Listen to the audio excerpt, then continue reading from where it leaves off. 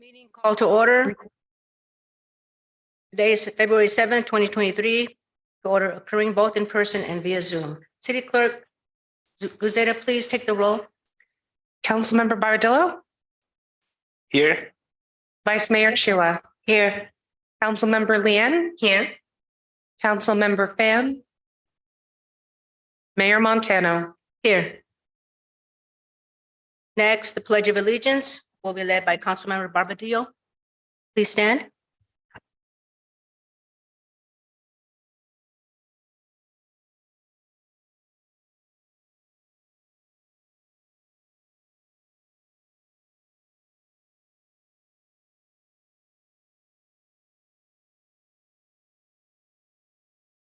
Thank you.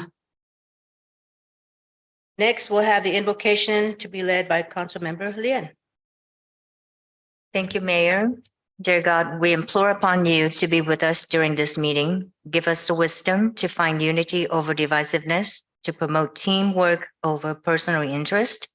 Remind us that we are chosen to serve, not to seek glory. With your help, we will have the strength and the will to bring happiness and prosperity to the people of Milpitas. Amen. Thank you very much, Councilmember Lien. And now, today we are honoring Black History Month. And I will go to the podium. I don't see anyone that would like to take be the recipient for the proclamation, but I will go out there and say a few words. Thank you.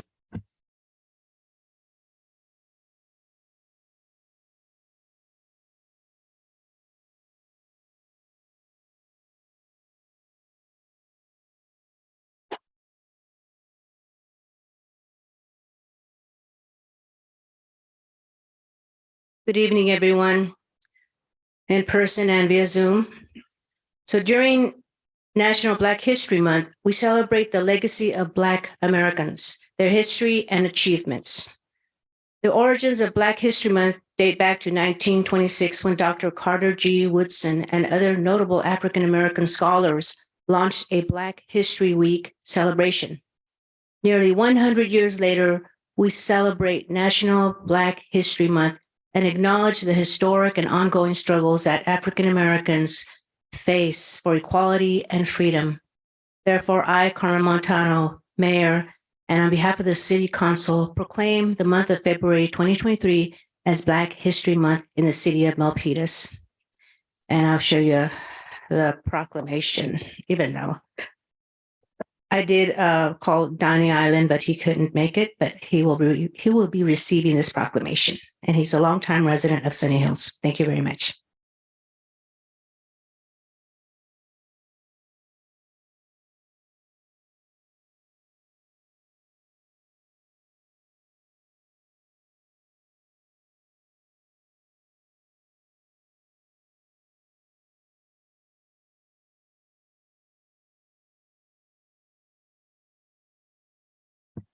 Okay, now let's move on to the public forum. Members of the public are invited to speak on any item that does not appear on today's agenda. Public forum will be limited to 2 minutes. So I'm going to call for speakers in the audience. Is there anyone in the audience that'd like to speak? We have 3 cards, Mayor. The first is Charles Wright, followed by Stephen Balsba, followed by Rob Means. Thank you. So Mr. Wright, you may proceed. Hello. Good evening, Council. Hi, Council, Vice Mayor, and Mayor. My name is Charles Wright.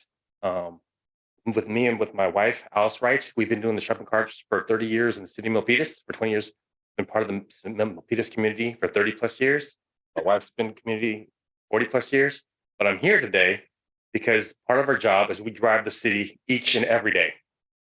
And I was supremely impressed during the storms, the recent storms last month. And that's why I'm here today. It's like I drive the city every day, and I was amazed by the Department of Public Works. They were out there so fast. I saw a tree fall down. I went to get my grandkids. I came back, and all of a sudden the tree was already getting cleared away. I was like, wow, they were disappointed. They didn't get to see the tree, So So it was funny. But then I had my daughter-in-law. She lives in the Pines. Within 5 minutes, their tree had fallen down. Somebody was out there. She said, "We didn't even call. They just got there." So, "Oh, did you have a tree knocked down?" I don't know how you guys know. They were so quick. And with the flooding too, they put the signs up really quickly. And the flooding on Calaveras up here that all went all the way down to Gadsden and everywhere. It was a big mess, but they're out there really quick. And I just want to commend the city, Department of Public Works. IT said they did some great things. Everybody was doing great things. And, Patty Clark and, dispatch, everybody in Public Works. I just want to commend them and give them their kudos because as a person that drives the city every day, and I see it, I'm here 24/7. I see it every day. They did an amazing job. And I think they should get some recognition. That's all. Just simple. Thank you. Thank you so much. And I just want to say that that's where a lot of our investments into provide funding for our public employees that do the hard labor work out there. So those are the fruits of their labor, and we are very glad that the community is appreciative of them. Thank you so much. Definitely. Thank you. Thank you. Thank you. Next, Next, we have Stephen Balsbaugh. Stephen. Thank you. Good evening, everyone. Stephen Ballsball, 50-plus year resident of Milpitas and a member of the pickleball playing community in Milpitas. We recognize that you're in the early stages of budgeting, and we hope that you think a lot of us. If you go back a year ago, there were about 30 people playing pickleball over at Gill. Right now, there are hundreds playing pickleball in the city of Milpitas. And the numbers just going to continue to grow, especially when you get some nice weather. The pickleball pilot program has been a tremendous success, and the city council can take a lot of pride in what they accomplished in 2022. There's, as I said, there's only going to be continued growth in the next year. And so we're looking forward to having the opportunity to work with the city. We have a lot of knowledge and information we'd like to share and have continued and mutual success with pickleball in the city of Milpitas. Thank you very much. Thank you. And I'm so glad that pickleball has taken up a life of its own. And thanks to our advocate, Vice Mayor Evelyn Chua. Thank you. Absolutely. Thank you. It's been a great success because of a whole lot of people contributing. Thank you so much. Thank you. Next, Next, we have Rob Means. welcome, Rob Means. Good evening, Mayor and council members. I read an article in the Milpitas Beat about Steve McHarris's contract not being renewed, which for me, that means he's being fired.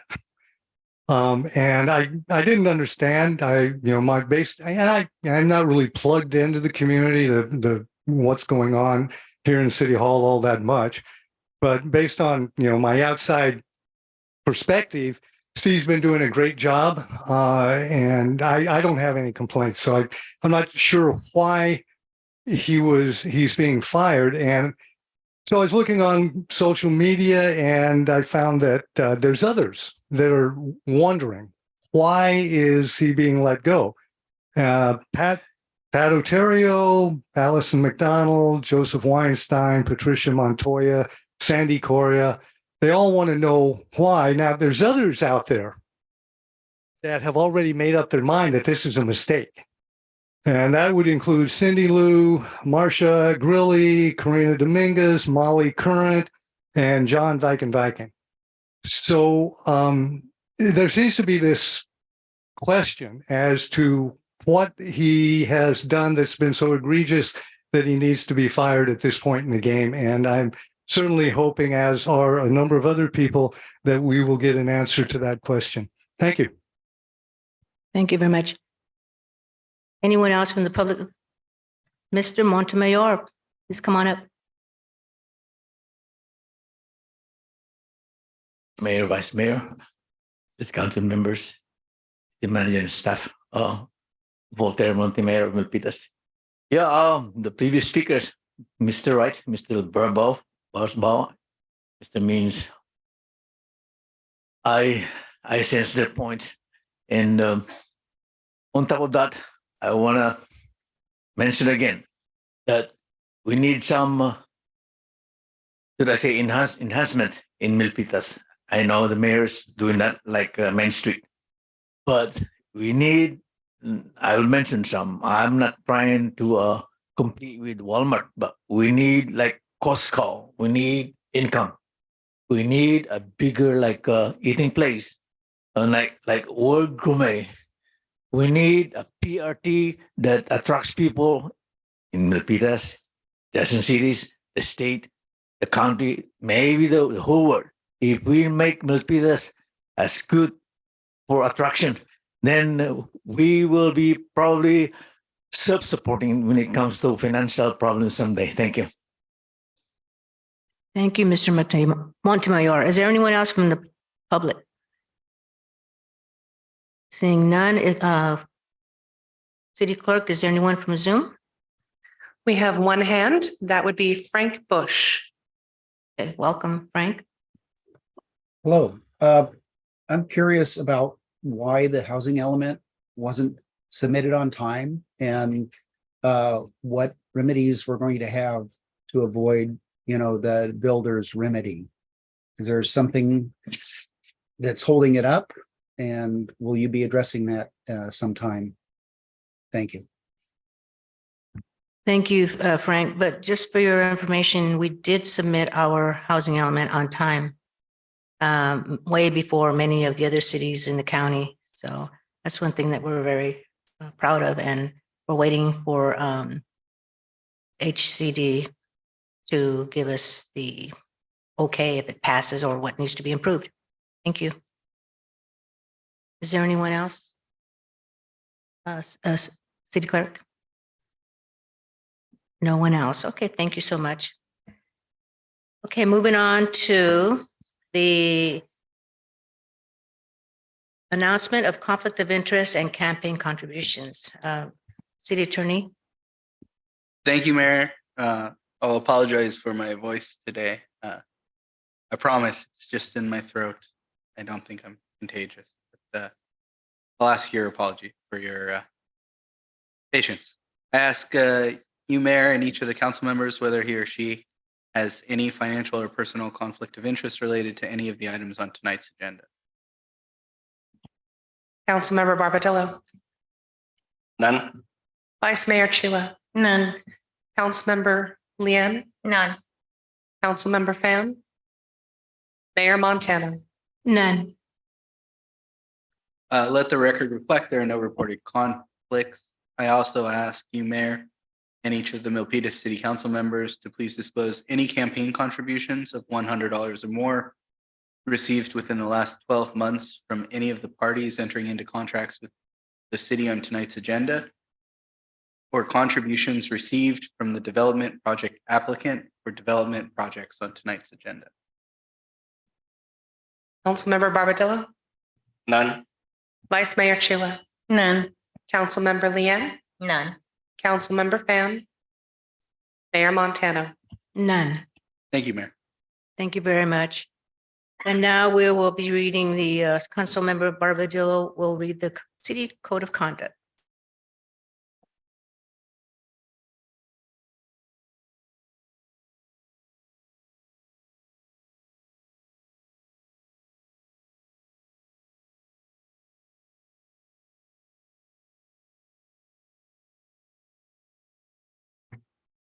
Good evening, everyone.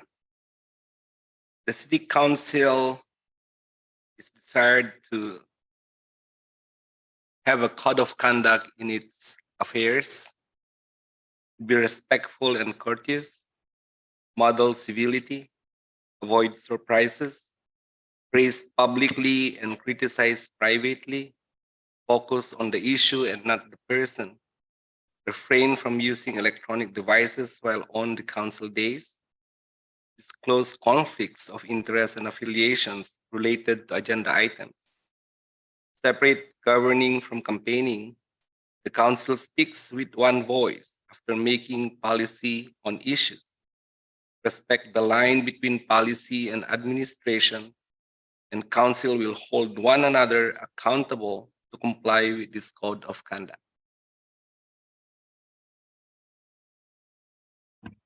Thank you very much, Councilmember Barbadillo. So now moving on to the approval of the agenda. If anyone has any changes, please state that now. So I will call for a motion in a second. Move to approve the agenda. Second. So it is motioned by Vice Mayor Chua and seconded by Councilmember Barbadillo. And now we're going to call for the vote.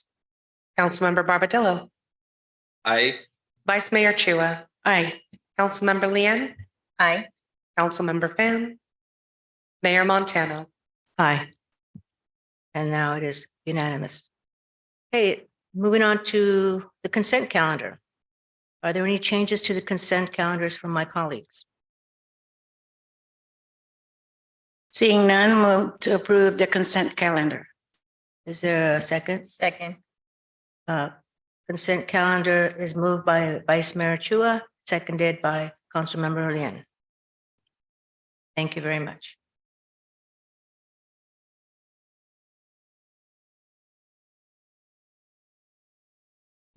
If there's anyone from the public that'd like to take anything off of the consent agenda? Seeing none, the consent agenda is passed. We need to take a vote, Mayor. Take a vote, please. Councilmember Barbadillo, Aye. Vice Mayor Chua, Aye. Councilmember Lian, Aye. Councilmember Fan, Mayor Montano. Aye. Thank you very much.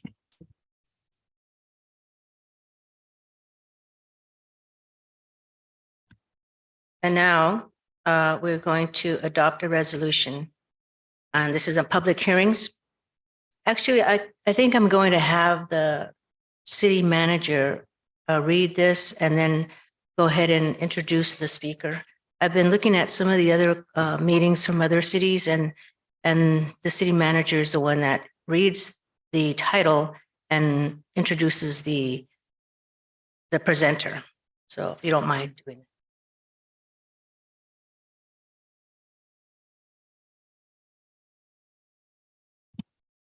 Thank you, Mayor. This is public hearing item number 7 on the agenda. This is, there's a lengthy piece here. I'm just going to read the general description of it. It is for a site development permit, a conditional use permit, a vesting tentative map, density bonus permit, tree removal permit, environmental assessment to allow the development of a 78 townhome condominiums and 12 accessory dwelling units project, associated site improvements. And it is located in the high density mixed use zoning district within the transit oriented development overlay at 675 Trade Zone Boulevard and 1951 Terrab Court. There's also a finding for CEQA exemption. I am going to introduce Ned Thomas, who will be presenting this project for you, our planning director. Thank you. Thank you, city manager. Good evening, Mayor Montano and members of the council. It's always a pleasure to be with you. Tonight, as the city manager indicated, this is a residential development project on Terrab Court and Trade Zone Boulevard in the Milpitas transit area.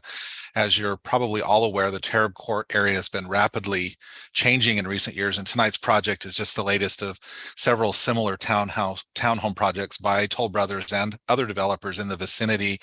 Eventually, consistent with the vision in the transit area specific plan and the soon to be adopted Milpitas Metro plan, this neighborhood will connect directly to the Milpitas Transit Center and nearby parks and trails once the extension of Milpitas Boulevard and the planned bridge over Penitencia Creek are completed. So it's definitely an area in transition, an area on the move, one of the most dynamic areas of this development areas of the city at the moment. And we've been very pleased to work with Toll Brothers on this latest project. Our senior planner, Michael Fasati, is here tonight to present the staff report. And I also want to acknowledge our other senior planner, Lillian Van Hoa, who originally worked on this project and is now on maternity leave. And so she cannot be with us tonight, but we wish her well. And I'll now turn the time over to Mr. Fasati for the presentation on this project. And I also see that we're joined by Nick Kosla from Toll Brothers, and he may have some additional comments after the staff report. Michael. Thank you, Director Thomas, City Manager McHarris, and good evening, Mayor, council members, fellow staff, guests, and residents of the city of Milpitas. As mentioned, the item before you is a request for a development application for Toll Brothers at the properties at 675 Trade Zone Boulevard and 1951 Terrab Court. Next slide, please. The application is a request for a number of different entitlements. Those entitlements include a site development permit, conditional use permit, vesting tentative map, density bonus permit, tree removal permit, and environmental assessment to allow the demolition of 2 industrial buildings, removal and replacement of 55 ordinance-sized trees in order to develop 78 townhome condominiums with 12 attached dwelling units, accessory dwelling units, and also to plant up to 136 new trees at both 675 Trade Zone Boulevard and 1951 Terrab Court. The development will consist of 13 multifamily residential buildings up to 37 feet in height, 3 stories, with 191 vehicle parking spaces and associated site improvements on 2 sites equating to 4.1 acres. The developer proposes 12 below market rate units for sale, which allows them to invoke what we refer to as the state density bonus law pursuant to Government Code Section 65915 and Senate Bill 330, also known as the Housing Crisis Act. By invoking state density bonus law and SB 330, the developer is eligible for concessions, waivers, and parking standards different from the city standards. The picture in front of you is the general design of the townhome buildings as they face Trade Zone Boulevard. Next slide, please. Here's a satellite view of both properties outlined in red. The site is located along the southern edges of Milpitas, west of Lundy Place and north of Trade Zone Boulevard. Next slide, please. This map above demonstrates the project site's zoning designations and overlay district. The properties are located in the Transit Area Specific Plan and future Metro Milpitas Specific Plan area. The project is located in the multifamily high-density residential district with the transit-oriented overlay, which is represented in the light tan color, surrounded by a number of different zoning districts displaying the same. So the site is surrounded by R3 TOD zone properties, creating a complementary use and development style to what is currently being proposed. Next slide, please. The project requires a site development permit to develop the 75 townhome residential units. In total, the project would include 8 2-bedroom units, 17 3-bedroom units, and up to 53 4-bedroom units. The project will also include 12 attached ADUs on the ground level of the 12 4-bedroom townhomes, which creates a total of 90 residential units that creates a density of 22 dwelling units per acre. The project site it also includes site improvements like guest parking, internal driveways to access the parking garage, 136 new trees, and landscape buffers along the public streets. Next slide, please. The project also includes a vesting tentative map for condominium purposes, which is approved via a conditional use permit. The tentative map will allow the developer to subdivide the units into condominiums where they will be made for sale. Unlike fee simple ownership, condominium ownership means the owner has the individual title to the inside space of this unit, but all the owners have an undivided interest in the remainder of the property, which is managed by what we know as a homeowners association. Because the subdivision is more than 5 residential units, the City Council has the final decision on the project with the recommendation of approval from Planning Commission, which was granted in late December of 2022. Next slide, please. Along with numerous standards the zoning code has, the city has enacted affordable housing requirements. And the city of Milpitas, via our affordable housing ordinance, requires all developers to incorporate up to 15% of their total units as affordable units, also known as below market rate or BMR units. For the proposed project, 15% of 78 rounds up to approximately 12 BMR units. And the affordable housing ordinance requires these units to be distributed geographically across the site. In addition, the BMR units must also represent a proportionate mix of unit types as determined by the number of bedrooms. This is illustrated in the following slide. Next slide, please. This is an image map of all 78 townhomes. The different colors represent different unit types by the number of bedrooms. And if you can see, the red dots identify the location of the BMR units. Shown in dark orange, there's 8 2-bedroom units. Shown in more like a light brown peach color, there's 17 3-bedroom units. Shown in both the dark and light yellow are 53 4-bedroom units. A dark and light yellow means the different layouts, but they still both have 4-bedroom units. Again, the BMR units are identified by the red dots. The BMR units, per the code, includes 1 2-bedroom unit, 3 3-bedroom units, and 8 4-bedroom units. The 12 ADUs are also shown in the olive green, which is kind of a smaller box shape, mainly near Journey Street and Trade Zone Boulevard. The attached ADUs are located on the ground floor and will have a separate entrance. Since the project reserves 15% of the total units for moderate income households, the project qualifies for waivers and concessions under the affordable housing provisions of the state density bonus law. Next slide, please. As stated before, our density bonus law allows a developer to request waivers from certain objective design standards, such as setbacks, heights, or required parking spaces, as long as the applicant or developer can demonstrate the relief of the standard equates to an actual identical cost reduction. For the proposed project, the developer has requested 3 waivers from the city's parking design standards. The developer is requesting a waiver for the number of compact parking spaces, the configuration of standard parking spaces, and the amount of overall parking. For example, the city code allows a developer to design 40% of guest parking as compact parking spaces. Toll Brothers has requested that we allow 49% of those total spaces to be compact. Standard parking space configuration for surface parking typically is 9 feet wide by 18 feet long. The developer has requested we allow a standard of 9 feet wide by 16-foot parking spaces, mainly because the bumper where the tire hits takes up approximately 1 to 2 feet of that parking space. Lastly, the developer proposes a reduction in overall parking spaces on the site.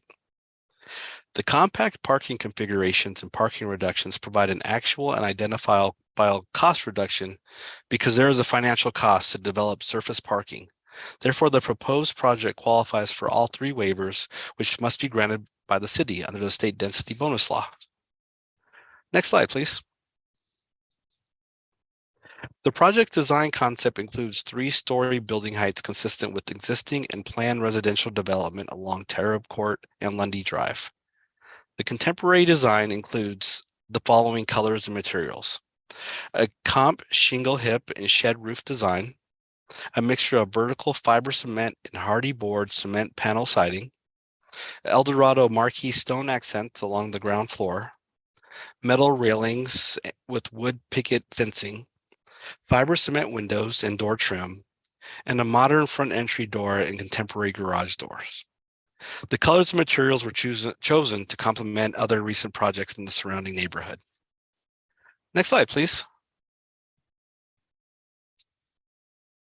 The project includes also the removal of 55 ordinance-sized trees, which will be replaced with up to 136 new trees. Additional landscaping elements includes a 4-foot wide concrete walkway along the perimeter of the site, a community paseo along Journey Street that includes an arbors, a neighborhood dining area, and casual seating area made of synthetic turf. Tree plantings include street trees that match Tarab Court street trees, screening trees along the front of the residence, and flowering accent trees in strategic locations on the site. Next slide, please. As stated before, the project is being built in the Transit Area Specific Plan TASP area, future Metro Milpitas planned area. And the TASP currently requires all new developments to provide parkland or parkland fees to develop open space. The parkland fee is based upon the estimated number of persons expected to reside in the development and the estimated value of parkland in the city of Milpitas.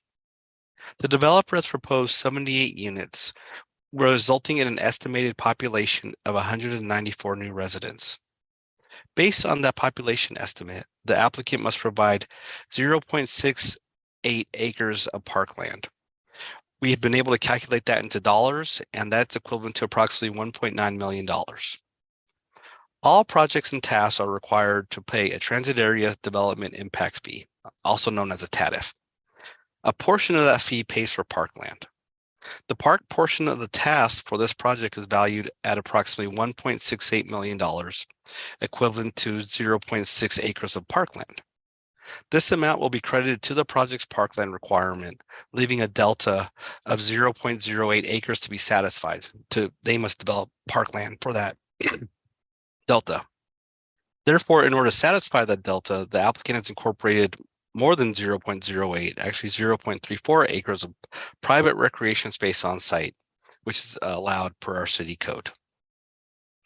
For example, some examples of parkland or offsite area include each townhome has a private balcony, which is totaling 22,330 square feet, and over 50,000 square feet of just private open space. Next slide, please.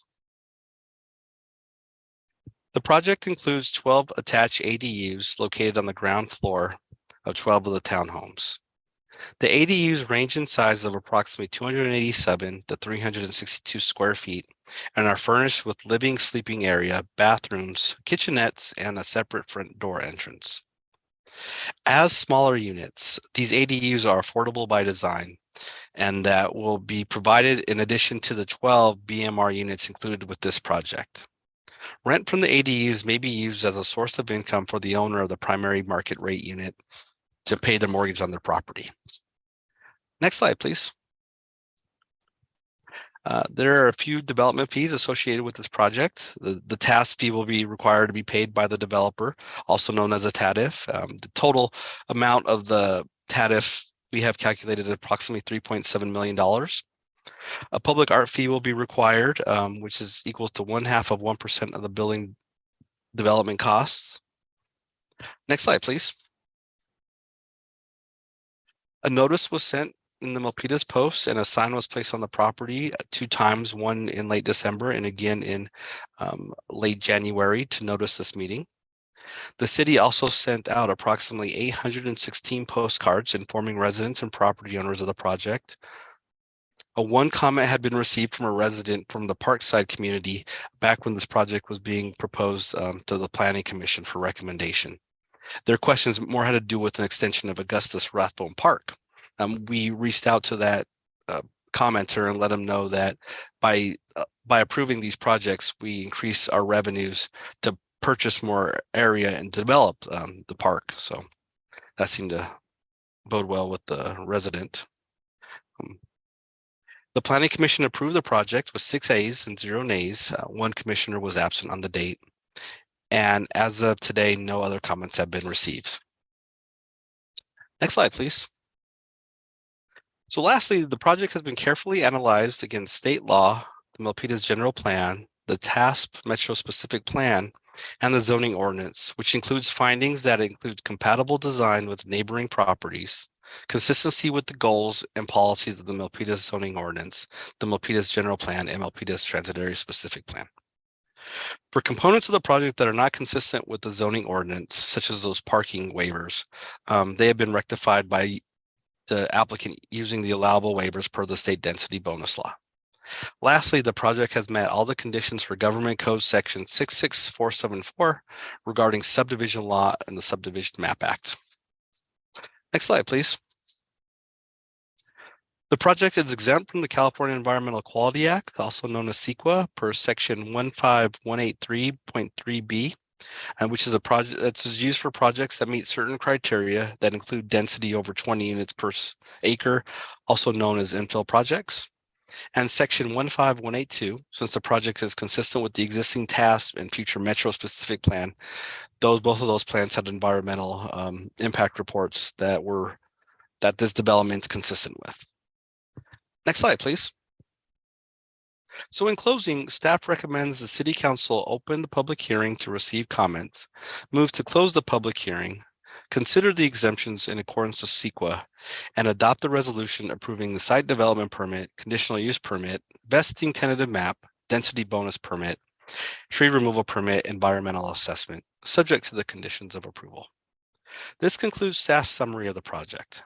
Director Thomas informed the council that Nick Kosla, with the Land Entitlement Director of Toll Brothers, is also in the audience. And I'm here to answer questions. Director Thomas is here to answer questions. And I believe Nick has his team of architects and designers and engineers to answer any questions you may have, council. Thank you for your time.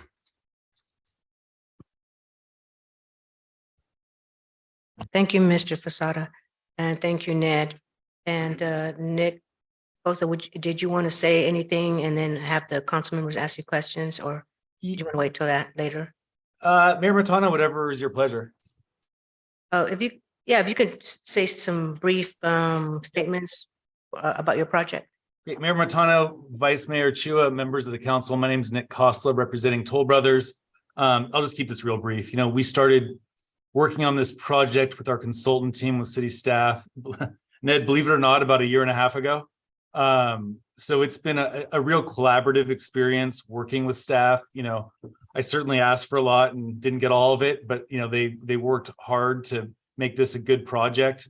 You know, we're building and selling 200 units right adjacent to this project, and we've had a great experience in Milpitas. It's been, you know, a real pleasure to work with the city and with the community members, and also to meet all the new residents moving into our houses next door.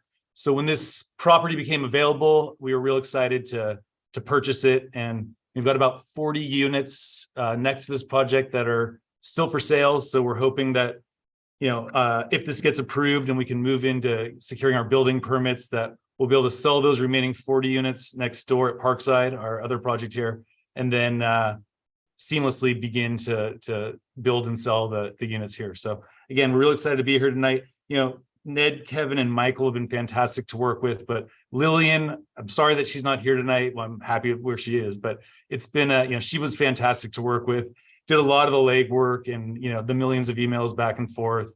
And, you know, a lot of credit goes to her for bringing this to the finish line.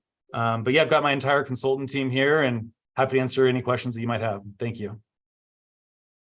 Thank you, Mr. Kozla. And it's always great to have developers come and develop in our city, especially now with the state wanting to increase our housing stock in all the cities. So we're great that you're here. So now I'm going to open up to the public hearing. Is there anyone in person that would like to speak on this item? We have no cards. We'll have Mr. Montemayor. Thank you, City Clerk.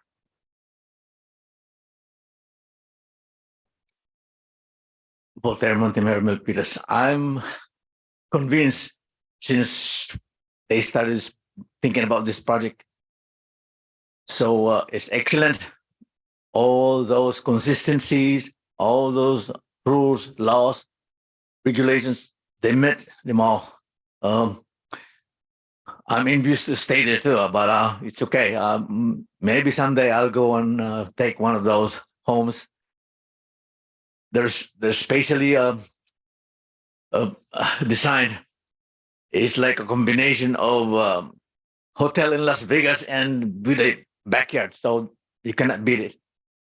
So for me, item 7, including the recommendation, we should be 6-0 or how many? 5 zeros, right? Yeah, I'm the 7-0 on.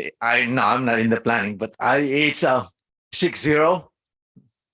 What else can I say? Yeah, one of the best group of developers.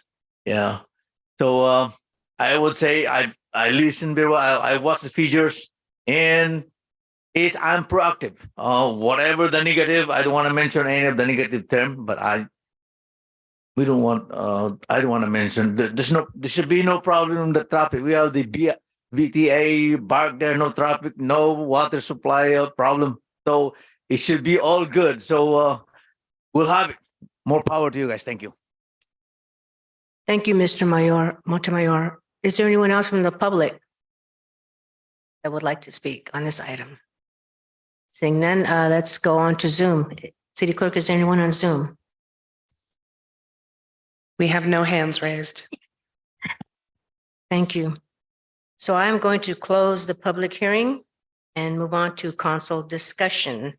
Is there anyone on the dais that would like to speak on this item? Vice Mayor Chua. Thank you, Mayor. First of all, I like the design, and I don't know how you guys were able to fit ADUs in 12 of them. And thank you so much. You know, I'm really a supporter of ADU here in our city. And also would like to, first of all, I'd like to commend the Toll Brothers and our staff for working collaboratively to come up with a very good project for our city. And I just like the way this whole thing, I mean, a year and a half is to have a development that fast is really amazing. And I heard that Mr. Costas, this development is the first one to have ADUs to have townhomes with ADUs. So thank you very much for working with our staff, Lillian and Mike, and of course, Director Thomas. And one of the 12 BMRs is a 4-bedroom with ADUs. If we think about it, 4-bedroom plus an ADU will help the low income get some kind of a income from the ADU. If they rent that would help in paying for the unit itself. And again, thank you so much for doing that. In adding, actually, when I look at it, it's really 90. It's 78 units plus 12 ADUs. We're actually adding 90 units for our city, which is totally amazing. So I want to thank you personally, Mr. Costa, and also shout out to our staff. Thank you so much. Thank you, Mayor. Thank you, Vice Mayor. Is there anyone else that'd like to speak on this item? Councilmember Barbadillo.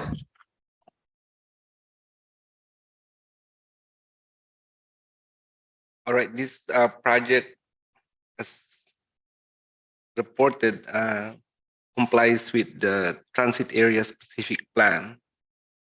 And we are aware that we are updating the task, and I believe it's also part of the Milpitas Metro specific plan that we are approving today. So the question is, since this project says it complies with the TASP, did it comply with the TASP before the update or after that?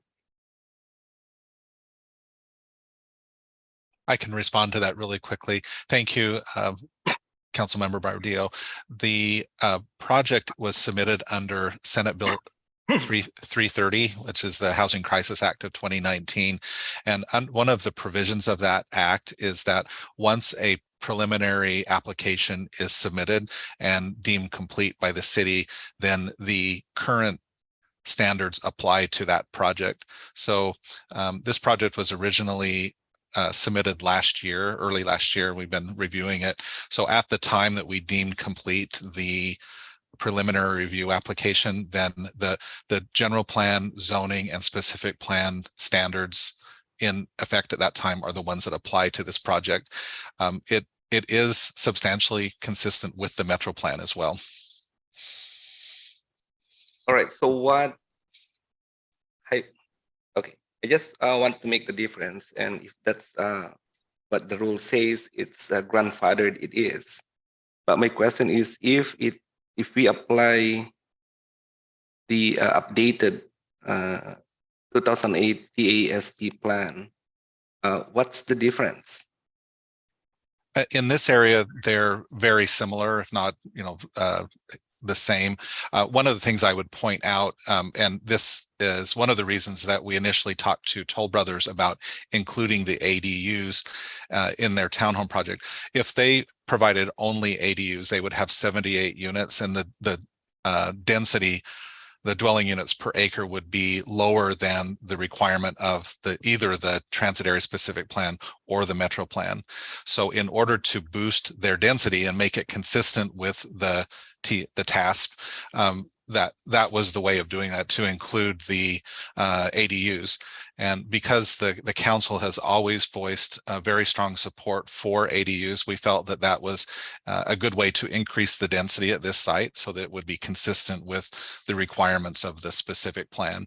And I'll just mention that in my initial comments, this neighborhood is of particular interest to the city because once the Milpitas Boulevard extends into the neighborhood and the bridge is completed over Penitentiary Creek, it will have direct walkable access to the transit center as well as to the trails and the parks in that area. So we as a city and we as a planning department, it was, I think from my very first discussion with Nick, is we wanted to increase the density at this site as much as possible. And we were able to do that by working out a plan or a design that included 12 ADUs as well as the primary units on this site. So that's just one of the ways in which it's consistent with both the TASP and the Metro plan. Okay, so hypothetically, if the updated task applies to this project, it will pass anyway. Is that correct? Yeah. So the vision of the plan, or if you look at the site plan for this site, it's basically the same. And as an example, the both plans call for Tarab Court and Sengo Court, both of which are currently and their cul-de-sacs. Both plans call for those to be connected with a street, and then to connect with the bridge and the extension of Milpitas Boulevard. So the basic site plan and the vision for the area is exactly the same. This project will allow, will further allow the city to realize that vision for this area, which we now call the Tango. In our next presentation, we'll talk about the different districts within the Metro plan. This one we refer to as the Tango area. And the one change I would say, I think if you're looking for a specific change, the TASP envisioned for this area just one park in the middle, and in recent years, the city has been able to purchase other properties. And so one of the changes between the plan that you'll see is we've reconfigured the parkland in this area, but it doesn't have a direct impact on this particular project. I will mention that Toll Brothers has another project that we could even think of it as phase 2 of this project, which will, if it's, it was just submitted recently, but as it works its way through the process, that project phase 2 and this one, if we want to think of it as phase 1, they include other changes, like rather than a road that would connect through their project, we have worked with them to develop a paseo, which will be, a type of landscaped pathway that will connect all of the areas over to the park. Right now, the park that's in that area, it was mentioned, Augustus Rathbone Park, about a quarter of the full park that will be built is currently developed, and we're still working on plans and designs and property acquisition for the remainder of that park.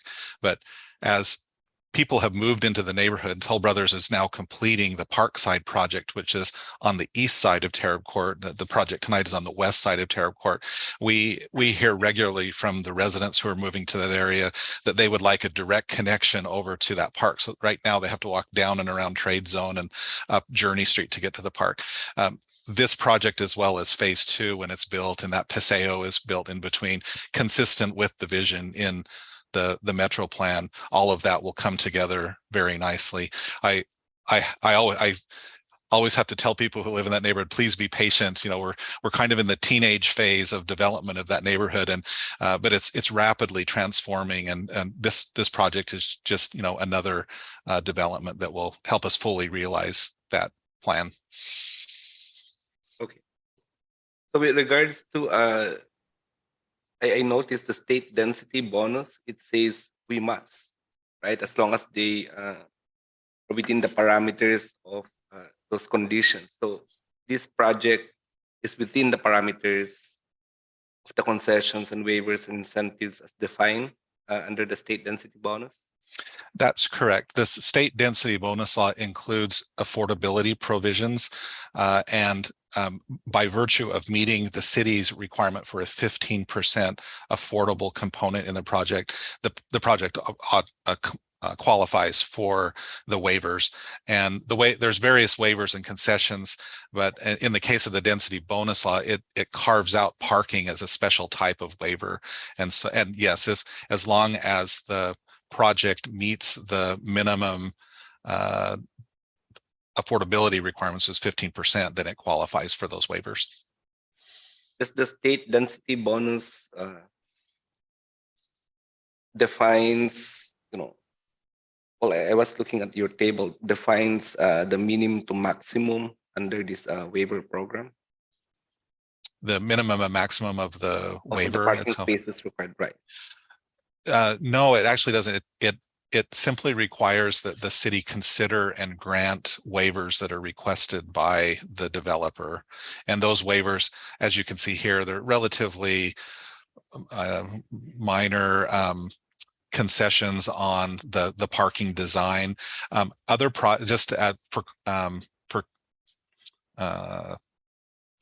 comparison, for context, there's another project in this nearby neighborhood on Sango Court, and when it came through, it was approved with waivers not only for parking but also for in that case the setback. And as Senior Planner Fasadi explained, provided that the developer can show that the waiver they're requesting will result in verifiable cost savings, then the city, that's the one hook that we have, is that if it results in a verifiable cost savings, which these parking waivers certainly do, then the city is required to grant that waiver. And the idea there is, of course, that by making the project with the 15% affordability component in a more affordable to develop or less expensive to develop, then that's seen as local government providing or making a way, paving the way, making it easier to build affordable housing. Right. If I understand it right, the general rule is as long as they meet the 15% minimum requirement, they can apply for waivers. That's correct. And with regards to parking spaces, what's our guide? What how do we, aside from cost saving as the other project you did as an analogy, what are other reasons other than the 15% met requirement? I will look really quickly. There are several specific items related to parking, and let me see if this will be helpful. Go Director ahead. Thomas, may I Thank chime you. in? Yes, absolutely. Thank you. Please, Council Property. Just if I'm hearing you right, are you asking all density bonus projects, the state has a provision that gives us the maximum amount of parking spaces we can request. So what the city did is we took our standard of task now would require 212 parking spaces. Then with the density bonus provision, the applicant automatically only needs to provide 174 parking spaces. The applicant chose to make it a market-ready project. The applicant chose to do 191 vehicle parking spaces, so they're above the state requirement. Yeah. Does that help? And I'll just add to that if it's helpful. Thank you, Senior Planner Fasadi. So essentially what the density bonus law does is it imposes a lower standard on projects, then it sort of imposes the state standard over whatever the local standard may be. Now, in this case, as Mr. Fasadi mentioned or indicated, the project actually has more parking than is required under the state density bonus law, because the standard that is imposed on cities is that for a rental or a for sale project, what this one is, with at least 11% low income or 20% lower income, or within half mile of transit, with which this is, the actual standard is across the board is just 0.5 spaces per unit. So regardless of what our transit area plan or the zoning ordinance would say, the standard for this project under the density bonus law is 0.5 spaces per unit. And it's actually providing more than that. Oh, and if I would also say that I'm just reading through this and I'm reminding myself as well, the state density bonus law also imposes a maximum parking standard. And so the most that the city could require for this type of a project, and it's based on the bedroom. So for example, Michael, you might have to help me with this. Under our zoning ordinance, a 2-bedroom project usually requires 2 parking spaces. Under state density bonus law, it's reduced to 1.5 spaces. 3-bedroom, Michael, what does we usually require for that? Under state density bonus, it's the same 1.5 spaces. So the point being that everything is reduced down from what our regular standard would be.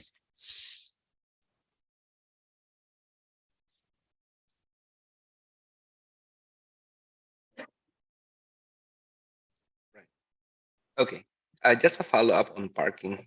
So particular with parking as everybody else. So part of the presentation, or at least the material given to us, is the off-street parking standard waivers. What do we mean by compact stalls? If I may, Director Please, Thomas. yeah. Sure. So a standard parking stall has a size requirement of 9 feet wide by 18 feet long. A compact parking standard has a smaller size. I believe it's 9 feet by 16 feet, if I'm not mistaken. Correct.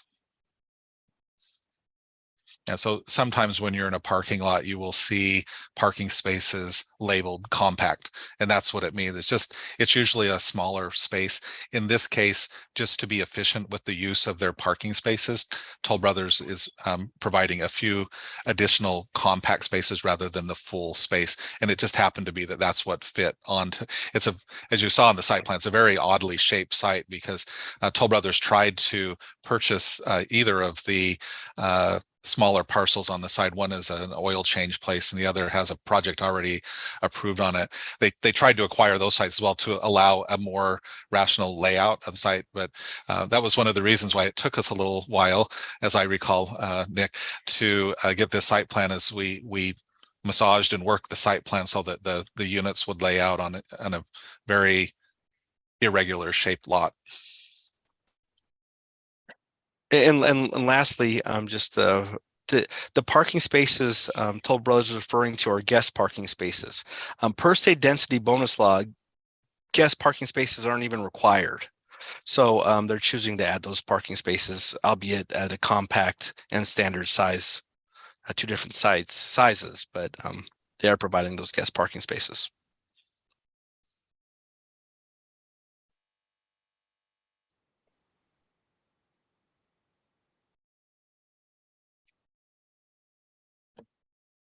Thank you. I think that's all for now. So thank you, Councilmember Barbadillo. And now we have Councilmember Lin. Thank you, Mayor. I don't have any questions. I do want to congratulate Toll Brothers for working. I want to thank you for working collaboratively with the department, the staff. I want to thank the Planning Commission for their recommendation and for staff to give us a very detailed, thorough presentation. As far as I'm concerned, the project is consistent with the Milpitas zoning ordinance, the general plan, the transit area specific plan, and it is required by law to waive with the bonus law, the density bonus law. So I think the project is ready. It looks good. The materials look good. The colors look good. So thank you for coming to Milpitas and to work closely and well with the staff to kick this project off. And we appreciate that. Thank you, Mayor. Thank you, Councilmember Lin. I have a few questions of my own. I really like some Mr. Nick Colsa, I really like the color scheme of your project. It matches the surrounding neighborhood or other projects that are there. So I really like that you took that into consideration. Question about the tree plantings. Now, I've heard complaints about different projects that as the years go by, that the trees are too close to the sewer line. So I would like for you to, and then it causes damage, and it was the developer that, the city can't do anything about it because it was the developer many years ago that planted those trees, and they planted them too close to the sewer line. So if you can please be mindful where you plant the trees, so that way the future homeowners won't have to be dealing with the high cost of the sewer lines.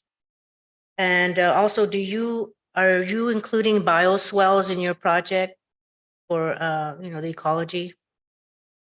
Yes, all over. And, we'll, between now and, we're taking essentially a giant sea of asphalt and impervious area.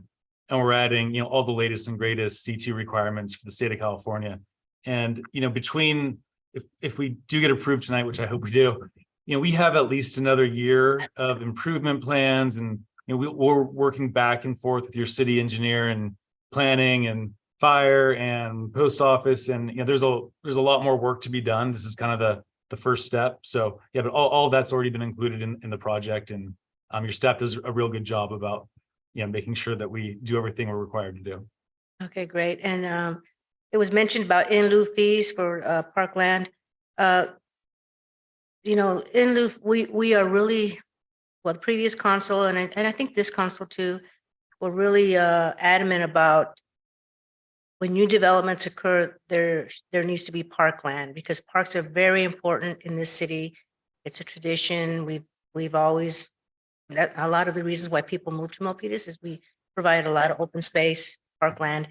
And so from my understanding, you're going to have a park there, but you're going to phase it. In phase 2, the whole park will be completed. So if you can clarify that. Yeah, I mean, we'll pay into the park. Unfortunately, when you start to do these infill sites, especially ones that are as constrained as this one, it's almost like a figure 8. We weren't able to acquire the 2 parcels next to us that we wanted to, whereas we could have done more internal parks. And because of that, there's already a park being built next door, we're contributing funds towards that. And hopefully we get the opportunity to work on a 10-acre project someday in Milpitas where we can do something much more substantial. But for this, we're paying our fees. Oh, and Mayor Montano, if I might add to that, as was mentioned in the presentation, the project will be required to pay approximately 3.7 million in the transit, because it's located in the transit area, the metro area. It will pay approximately the 3.7 million. About 50, a little less than 50% of that goes toward parkland. So it's probably about 1.6, 1.7 million will go toward parks in that area. But it'll be in that area, and it'll be connected to some of the network of trails that you have. Correct. Okay, then that'll suffice it. The other question I had, going back to trails, will the trails be connecting to the schools at the Mabel Matto School? You spoke about, was that a future endeavor? If I may, Mayor Montano, the Tarib sites are actually within the Berryessa Unified School District. So residents that will be living there will be staying in Berryessa. That's too bad. I mean, I know when I was on the school board, we were trying to get the kids, that neighborhood, that area for the students to attend our school district, but the school district, Berryessa School District wasn't going for that. But anyway, we tried. Okay, well, that's too bad. But they could still come to our school district inter transfer. So just let them know that. And Mayor Montano, I would add too that we have that beautiful new park next to Mabel Matto School, the McCandless Park that will be opening. And once all of the infrastructure projects that are envisioned in the Metro plan are completed, which would include the bridge, and there's another pedestrian bridge over Montague, and then another bridge that would go over the creek to that park. Yes, you would be able to walk or bike directly from this neighborhood over to that park. So that's one of the really great items of or aspects, concepts within both the transit area plan and the metro plan is this interconnected trail system that will connect all the neighborhoods together eventually. That's the beauty of this, that parkland being connected to all the housing development in that area. So I really love this project because it complements the neighborhood. And what I like about it too is you're even providing more parking than is required for guest parking. And then you're providing ADUs. So it's a win-win for the community, for the future homeowners, and of course for the city. So for me, myself, well, I'll put my weight to my vote. I'll call for the vote and for my colleagues. Thank you very much for your presentation and thank you for your comments. Going to call this a call for the vote. Mayor, we need a motion first. Oh, sorry about that. I need a motion. Motion to approve, to adopt the resolution approving the site development permit number SD 22-0006, conditional use permit number UP 22-0002, vesting tentative map MT 22-0002, density bonus permit number DB 22-0001, tree removal permit number TR 22-006, and environmental assessment number EA 22-0003, subject to the conditions of approval. Thank you, Han Lin. Is there a second? Seconded by, the motion was moved by Han Lin, seconded by Vice Mayor. We'll call for the vote. Councilmember Barbadillo. Just a sentence before I cast my vote. So we do have the TASP and the Metro up plan now, right? We hope that with these concessions and waivers that we are granting, when we look at the totality of that area, collectively it does not reduce or eliminate the purpose of the transit area and the Metro plan. My vote is yes. Thank you. Vice Mayor Chua. Aye. Councilmember Lian. Aye. Councilmember Pham. Mayor Montano. Aye. Passed unanimously. Thank you very much, everyone. And congratulations, Toll Brothers. Thank you. Okay, now moving on to item 8. City Manager, do you want to read this or do you want me to read it? I think you just mentioned you wanted me to read this, so I'm going to introduce to you I'm very proud to actually introduce this item. This is a resolution for you to certify the Milpitas Metro Specific Plan, final subsequent environmental impact report. This is also an item where you're adopting the Milpitas Metro Specific Plan itself. This is an update to the 2008 Transit Area Specific Plan. And I want to say a couple of things about this before I turn it over to the presenters, staff, that you might recall in 2008, the TASP, the Transit Area Specific Plan, was adopted by the council. And we had done that right in the middle of the Great Recession. As we came out of the recession, we started seeing projects come through. So it was quite a delay. In 2012, when I arrived as your planning director, I was able to bring in projects, and projects started slowly through the development review process and started construction.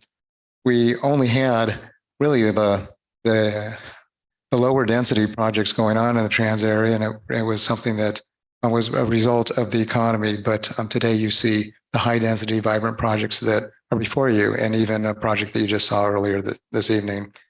2015, projects were really ramping up, and in 2018, Director Ned Thomas came on board to lead the planning department and begin to look at a revamp of that 2008 plan. And the reason wasn't it, and at that time, we were reaching the build out of the projected housing units for the planned area.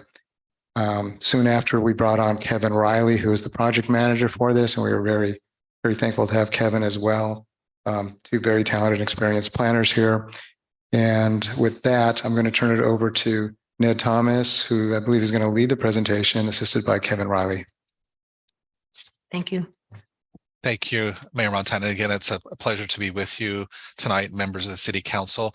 I'm Ned Thomas, your Planning Director, and for this item, I'm, as the City Manager noted, I'm joined by our Project Manager, Kevin Riley, as well as our project consultants, Jane Lynn from Urban Field Studio and Christina Paul from M Group, as well as our CEQA consultant, Christy Black from ICF. So as a team, we're very pleased to be with you to present the Milpitas Metro specific plan and the EIR, the environmental impact report, for your consideration and adoption.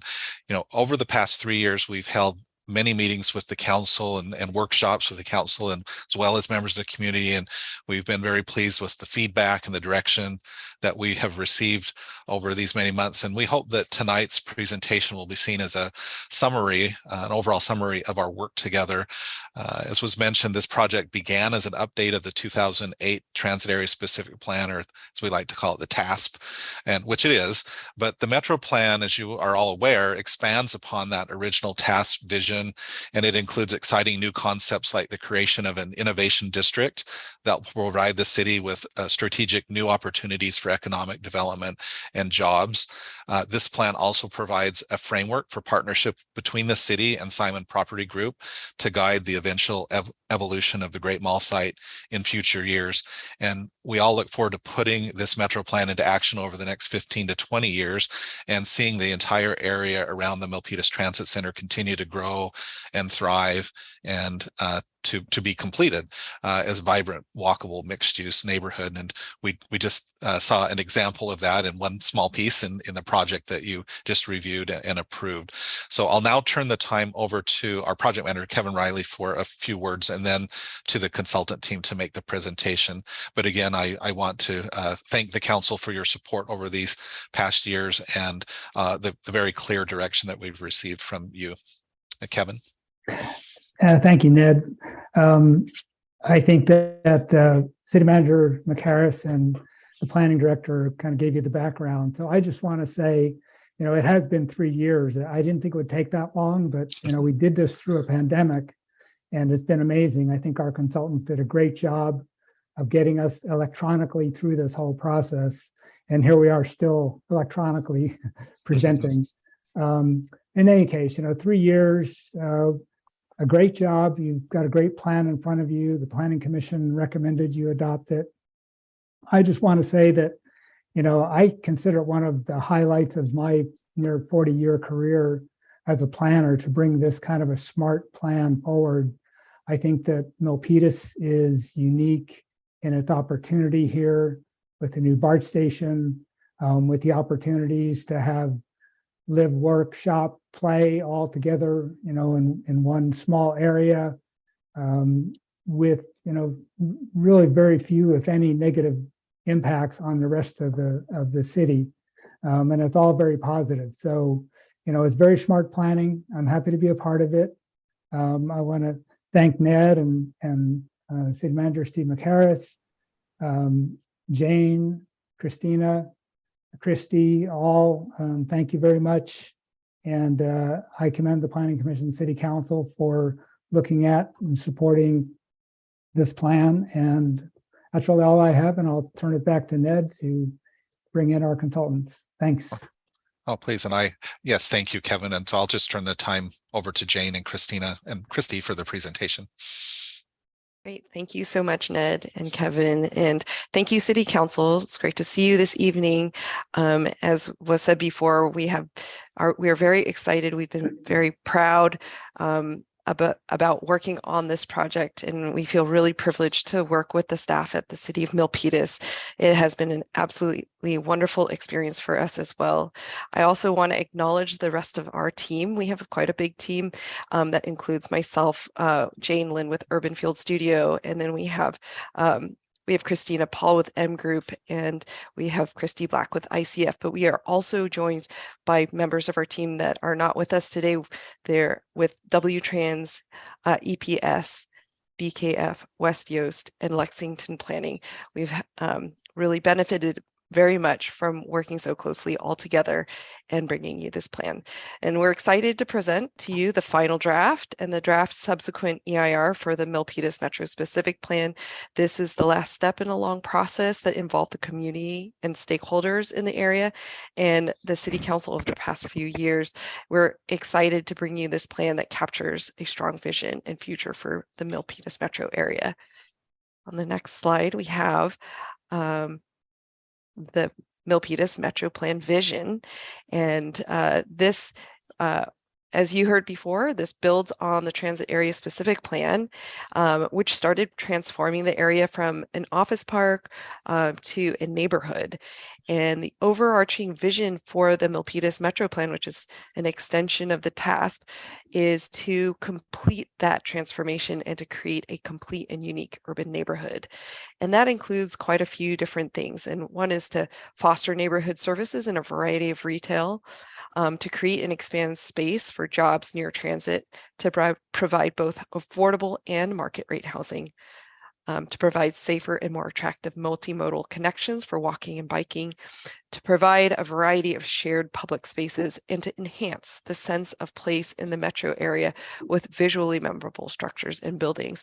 This is one of those places where there's a new BART station and it has a great future in front of it. In our next slide, you'll see how this plan relates to the general plan. And the general plan calls for creating a walkable transit-oriented area with a mix of land uses, which this plan does.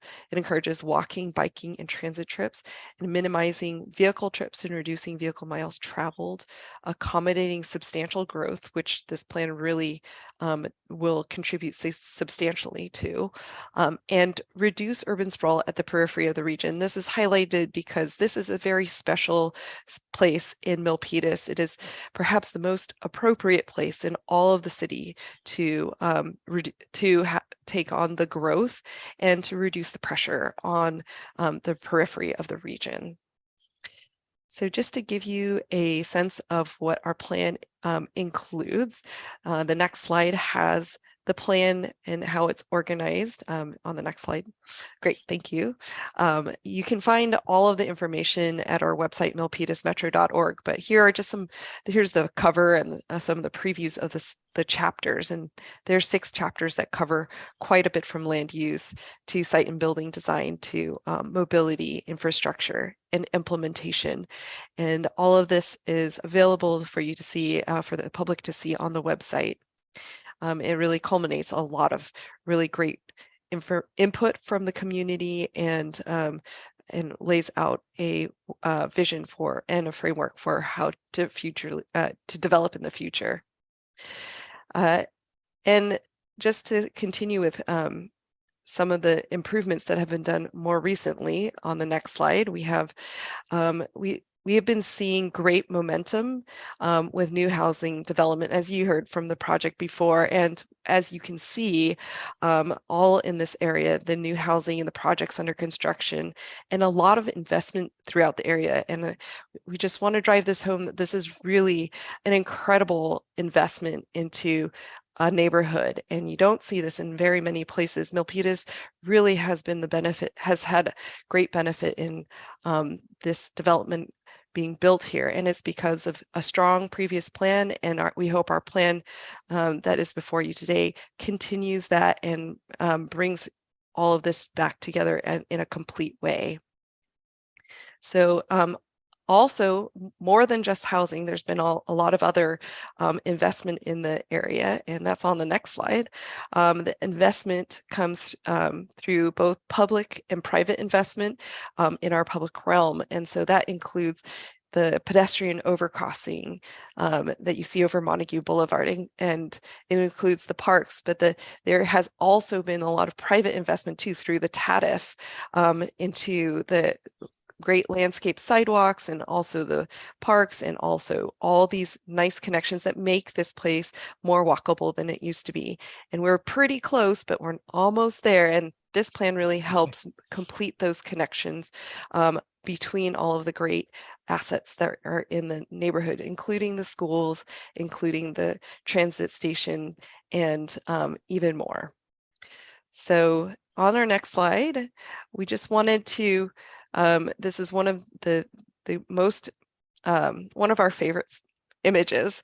It shows in 2006, the transfer, this is the area, what it's like in aerial before the transformation. And you can see some larger office buildings, and you can identify the Great Mall right there too. By 2019, you can significantly see how those patterns really changed and became much more fine-grained and neighborhood and like and more livable. And so this is something that we can see that would really benefit from being completed. And so with that, we have looked at different districts, and the Milpitas Metro Plan really addresses, which is different from the task. It really addresses the Great Mall a lot more. The task really left it alone largely. And in this plan, we also expand to preserve commercial uses near the Milpitas Transit Center by expanding and calling this area the Innovation District. And then also another expansion adds some adjacent properties on Main Street, which is part of the McCandless District. And so you heard quite a bit about the Tango neighborhood this evening. It is a mashup of the street names, Sango Court and Tarab Court, so Tango.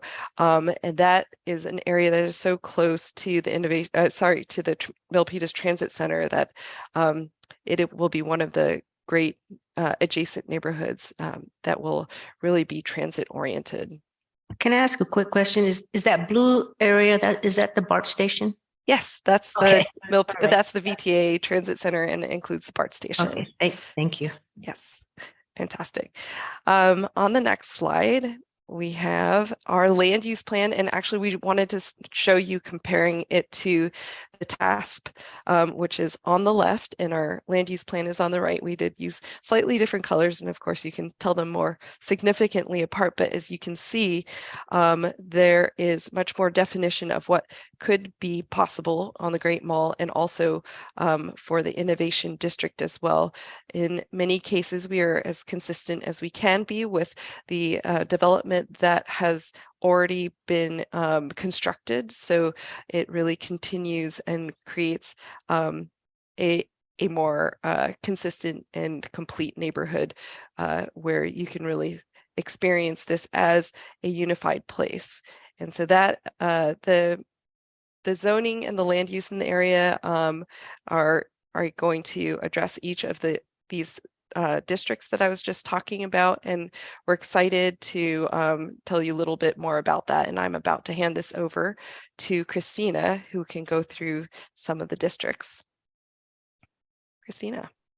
Yep. Thank you, Jane. Good evening, Mayor and Council members. It's a pleasure to be here with you this evening. So I'm going to take over on the next slide. Thank you. And just walk through a couple of the highlights of the Milpitas Metro Plan. Jane went through some of the vision, but here are some things that we wanted to call out for you.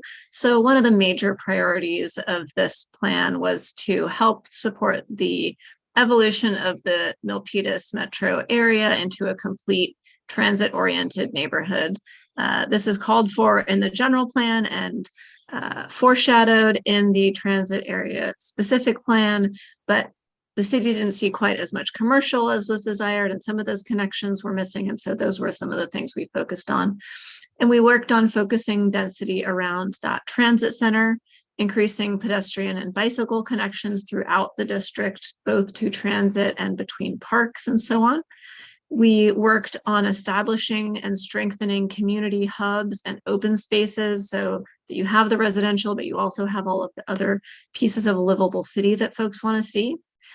We addressed sewer and water infrastructure upgrades, as well as roadway and pathway upgrades throughout the plan area, and wanted to make sure that as we rely more and more on technology, that fiber optic throughout the area was another priority, with a specific focus on that innovation district adjacent to the transit center. Next slide, please.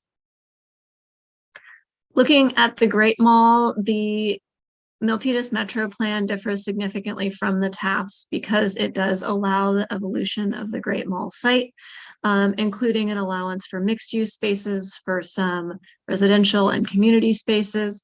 The city has been partnering with owners of the Great Mall Simon properties throughout the planning process to set the stage for the creation of a walkable neighborhood with retail and housing and parks that would complement development on the other side of Great Mall Parkway, while allowing for space of that really important retail amenity that is there now. We were working on establishing a baseline so that the city can work with Simon to develop a development agreement and have some more conversations about that. So the city set up a vision, and then next steps would come after the adoption of this plan. Another thing that we were thinking about as everybody was working on these housing elements was how the Great Mall could serve as a capacity or as a site in the site inventory of the housing element. And so what we did is we established a grid so that pieces of it could be identified in future housing elements as potential areas for housing development without identifying the whole site all at once. So we want that to be an amenity for the city.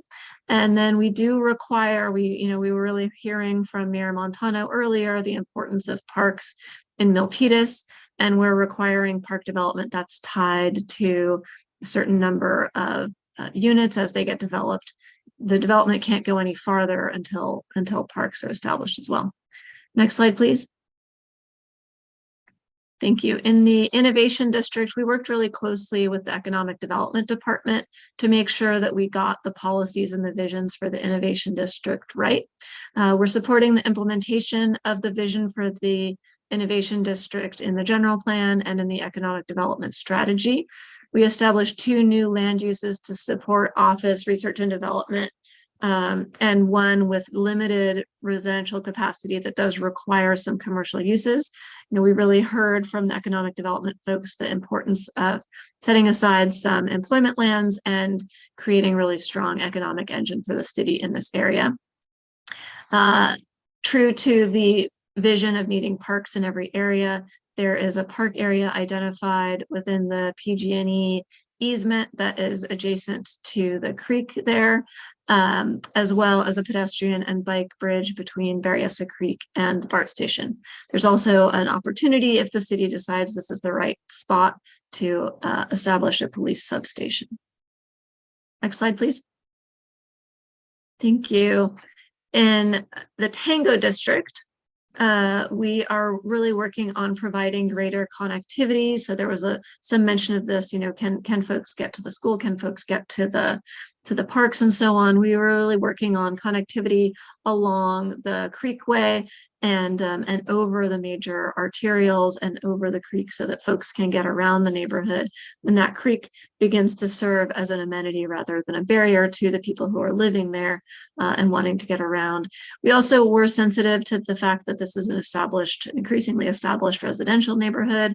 We worked on increasing allowable density, but not increasing the height to keep that residential feeling right in there, the lower scale residential feeling. And expanding park and trail facilities throughout this district. Next slide, please. Along South Main Street, the Metro District is going to take some of the parcels that were in what is now the Gateway Plan area and move those over to the Metro Plan area. We haven't changed any height allowances in this area, again, to recognize the fact that we're adjacent to an established lower density residential neighborhood. There is an opportunity for a new park in this area as well. And then in the southern portion of this district, we're looking at completing the roadway network. One of the pieces that we looked at throughout the planning process is completing the roadway network while making sure that there's not too much auto cut through traffic for any of these neighborhoods. And we want to note a special Easter egg in this presentation is that Jane's mom now lives in the McCandless district, and so there's a picture of Jane and her mom at that new senior development on Main Street, which she loves, and she's busy teaching everybody about how to get around on the transit systems and all that kind of stuff. All right, next slide, please. Thank you. So I'm going to turn it over to Christy Black to talk us through the CEQA documentation. Thanks, Christina. Good evening, Mayor and City Council members. I'll be giving a quick overview of the CEQA compliance for the project. So the Metro Plan is accompanied by what's called an Environmental Impact Report, and that's required under CEQA, or the California Environmental Quality Act. And this EIR is a subsequent EIR, and it builds on the EIR that was prepared a while ago with the task. And this subsequent EIR looks at the impacts on the resources that are listed in the first bullet of this slide. And of these resource evaluations, just a handful of the impacts were found to be what's called under CEQA a significant impact. And that term significant impact comes from CEQA itself and ultimately acts as a trigger for requiring mitigation. Anytime an EIR identifies a significant impact, then there's a requirement to identify mitigation that could hopefully reduce that impact to less than significant. And so for those impacts that are listed on the slide here in the second bullet, where feasible, the subsequent EIR does identify mitigation to reduce those impacts. And I just wanted to note that these impacts are not unusual for a project of this size. We've seen all the maps of how broad this plan area is, and you can imagine that the bigger the project, in some ways, it's just more likely now that there will be impacts. So, for example, there could be potentially more construction taking place at one time within a large plan area like the Milpitas Metro specific plan than you'd have with just constructing a single home. So that there would be these significant impacts associated with the Metro plan is really not unexpected or unusual. And the environmental findings that are part of the EIR, I'll point out, are just one part of everything in front of you today that can be considered in making a decision on this project tonight. So that's my very quick overview of the CEQA analysis of the project, and I'll hand this back to Jane. Thank you. All right, thank you, Christy. So we're pretty much at the end of our presentation, and I just wanted to say that, you know, we've been so proud to work on this plan. We know that the Milpitas metro area is really a great precedent for smart transit-oriented growth in the Bay Area. It's well known all over the state for being a model for this, and in fact, so much so that we have had a class from UC Berkeley study the innovation district, and we've talked about policies that serve as a model for ABAG MTC for transforming office parks and malls. And so this is a significant and exciting step forward. And, you know, it's also an endorsement that I think it is an incredibly livable place and would be honored to have my own mother live there. So we feel really honored to be involved, and we are hopeful that you will take on this plan in our recommendation. Our recommendation here is 1, to conduct a public hearing and receive public comments, 2, review and consider the final subsequent environmental impact report, the SEIR, 3, adopt the findings to support the final SEIR along with the overriding considerations, 4, adopt the mitigation monitoring and reporting program, the MMRP, and 5, adopt a resolution to certify the final SEIR and adopt the Milpitas Metro specific plan. And with that, I'm going to hand this back over to Ned. Thank you all very much. Thank you, Kevin and consultant team. We really have had a very enjoyable time working on this plan, and I'll turn it back over to you, Mayor Montano, for any questions or comments. Thank you very much for that presentation. Thank you, Ned. Thank you, Christina, Evan, Jane, Christy. You all did a great job. Thank you for that thorough presentation. So now I'm going to open it for the public hearing. Is there anyone in the public that'd like to comment on this item? Mayor, we have one card from Rob Means. Okay. Actually, we do have somebody, Montemayor. I'm going to call on him first. Mr. Montemayor, go ahead. Thank you. It's one of my buddies anyway. And with my few sentences. I am promoting one of these pet projects in the future, the PRT. This will make also this MMSP, how will I say, Milpitas Metro specific plan, grow more. And this will be attractive to everybody, to the city. The city far from this place will be envious to go there. We want this to happen. We want this a walking 24 hours place to wherever, from wherever. And it will be very nice place. I can imagine. I can imagine, really. Thank you. Thank you, Mr. Montemayor. And also now we have Robbins. Good evening, Council. Back at the end of 2021, LoopWorks sent out a media release entitled Personal Rapid Transit, PRT, Complements Milpitas Metro Specific Plan. And I'm just going to read a few excerpts from this. I sent out a copy to you late last night. The Milpitas Metro Specific Plan lays out a vision for what people want in the metro area, and then lists the actual policies that will nurture the vision of a balance between housing, jobs, services/retail, and transportation. One part of the plan seems to invite the personal rapid transit project being proposed. Quote, the Milpitas Metro identity as an urban, future-forward, inclusive, and world-class competitive district will distinguish itself from other areas in the city and South Bay region. And of course, if we had a PRT system built there, as we're proposing from LoopWorks, that would definitely be the case. And many of the policies of the MMSP are supported by the proposed dual loop PRT system, and many of the policies will increase demand for the services that PRT provides. And the release includes 9 examples of the former and 7 examples of the latter, and finishes with, this is the reason PRT is integral to the future of the metro area.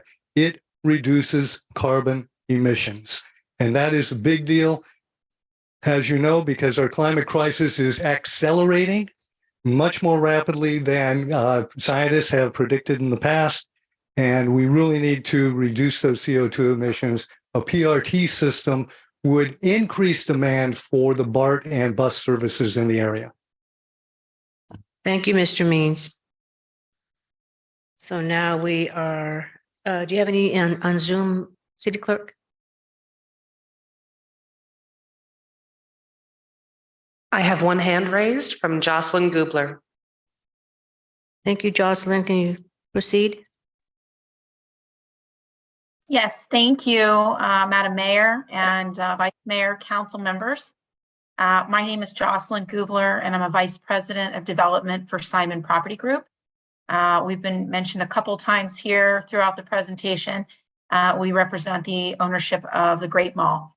I want to actually go back quickly to 2008 to the TASP and to what was happening in the shopping center commercial industry at that time.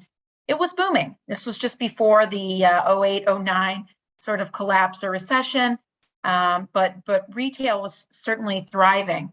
Fast forward just 10 years to 2018, when Planning Director Thomas came on board, and I met him for the very first time, and we started talking right then and there about what was coming next, the evolution of the shopping center industry and how to be ahead of it. So I want to thank Planning Director Thomas for being so thoughtful. We met several times in 2018, 2019, and as the team has mentioned, over the course of the last 3 years to bring this forward to you tonight. We are supportive of the plan. It is very thoughtful. It is very transformative. This team, I met Christina and Jane and Kevin and Christy several years ago, and I've been very fortunate to have been included in these discussions and to have had some opportunities to share thoughts about our visions and what might come of our property in the future, and to have those thoughts and considerations taken seriously. by the team and incorporated into this plan. So I want to thank the team for all their hard work, for bringing forward what is a very proactive, very responsive plan to a very rapidly changing environment and industry. And thank you, this team, as well as the council, mayor, vice mayor, for being great partners. Thank you so much for those comments. Is there anyone else on Zoom? City Clerk? We have no additional hands raised. Okay, thank you. So I will close the public hearing. I don't see anyone else. And we will go on to council discussion. Any of my colleagues have anything to say?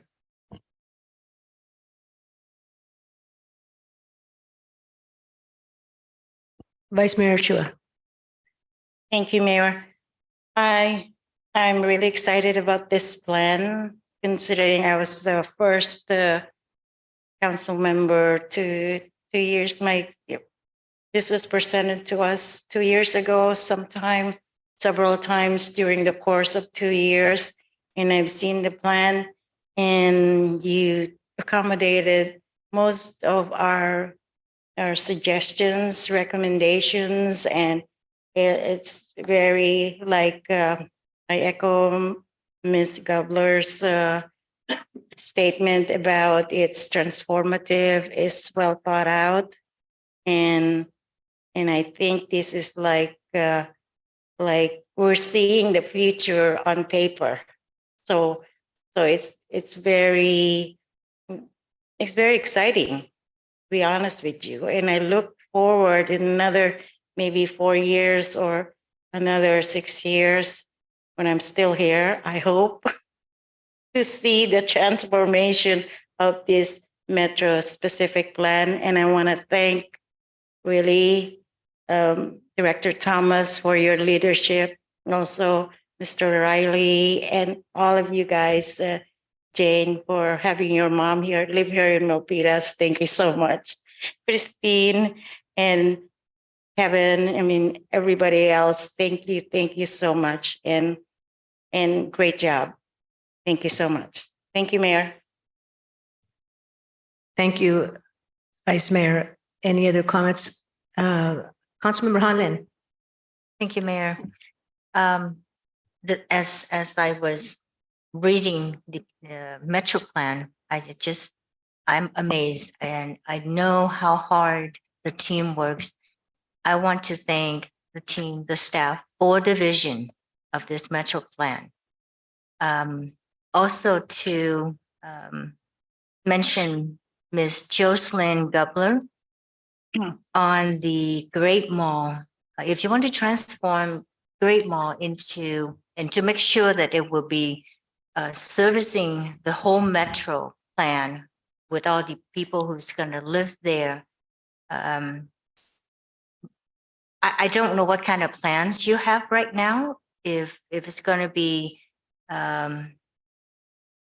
changing the look of the Great Mall, increasing the number of stores, bringing different type of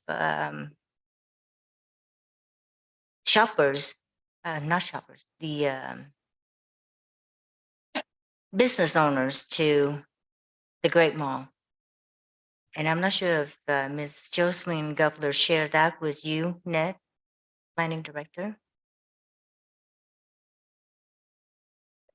Yeah, I'll just say back 2018 when we first met, we were at the time staff was working on the general plan, and as I recall, Simon and Ms. Gubler approached us about how they wanted to make sure that the city's new general plan would accommodate future plans by Simon for their property.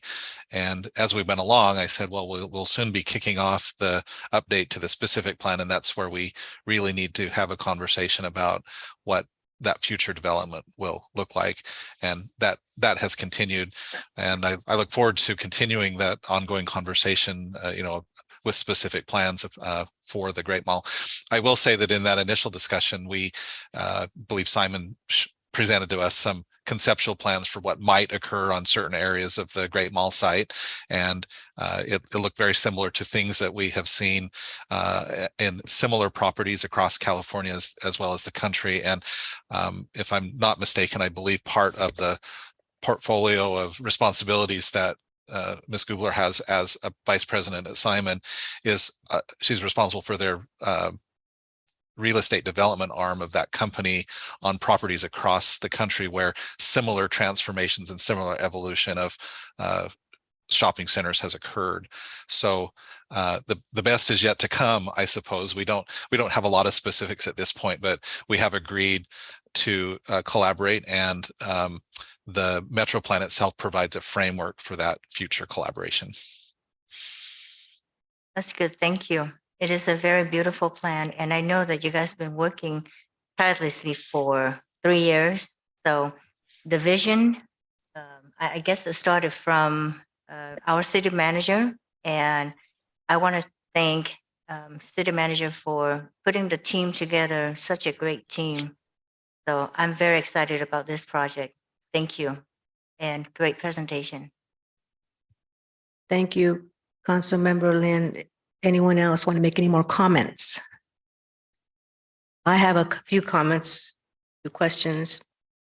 So thank you, Ned, and all the consultant team. So as I look at this, it is true. This is malls throughout the country have not, they're going through a transformation.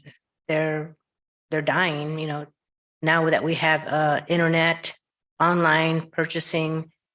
It's changed the whole it's changed the whole landscape of how people shop.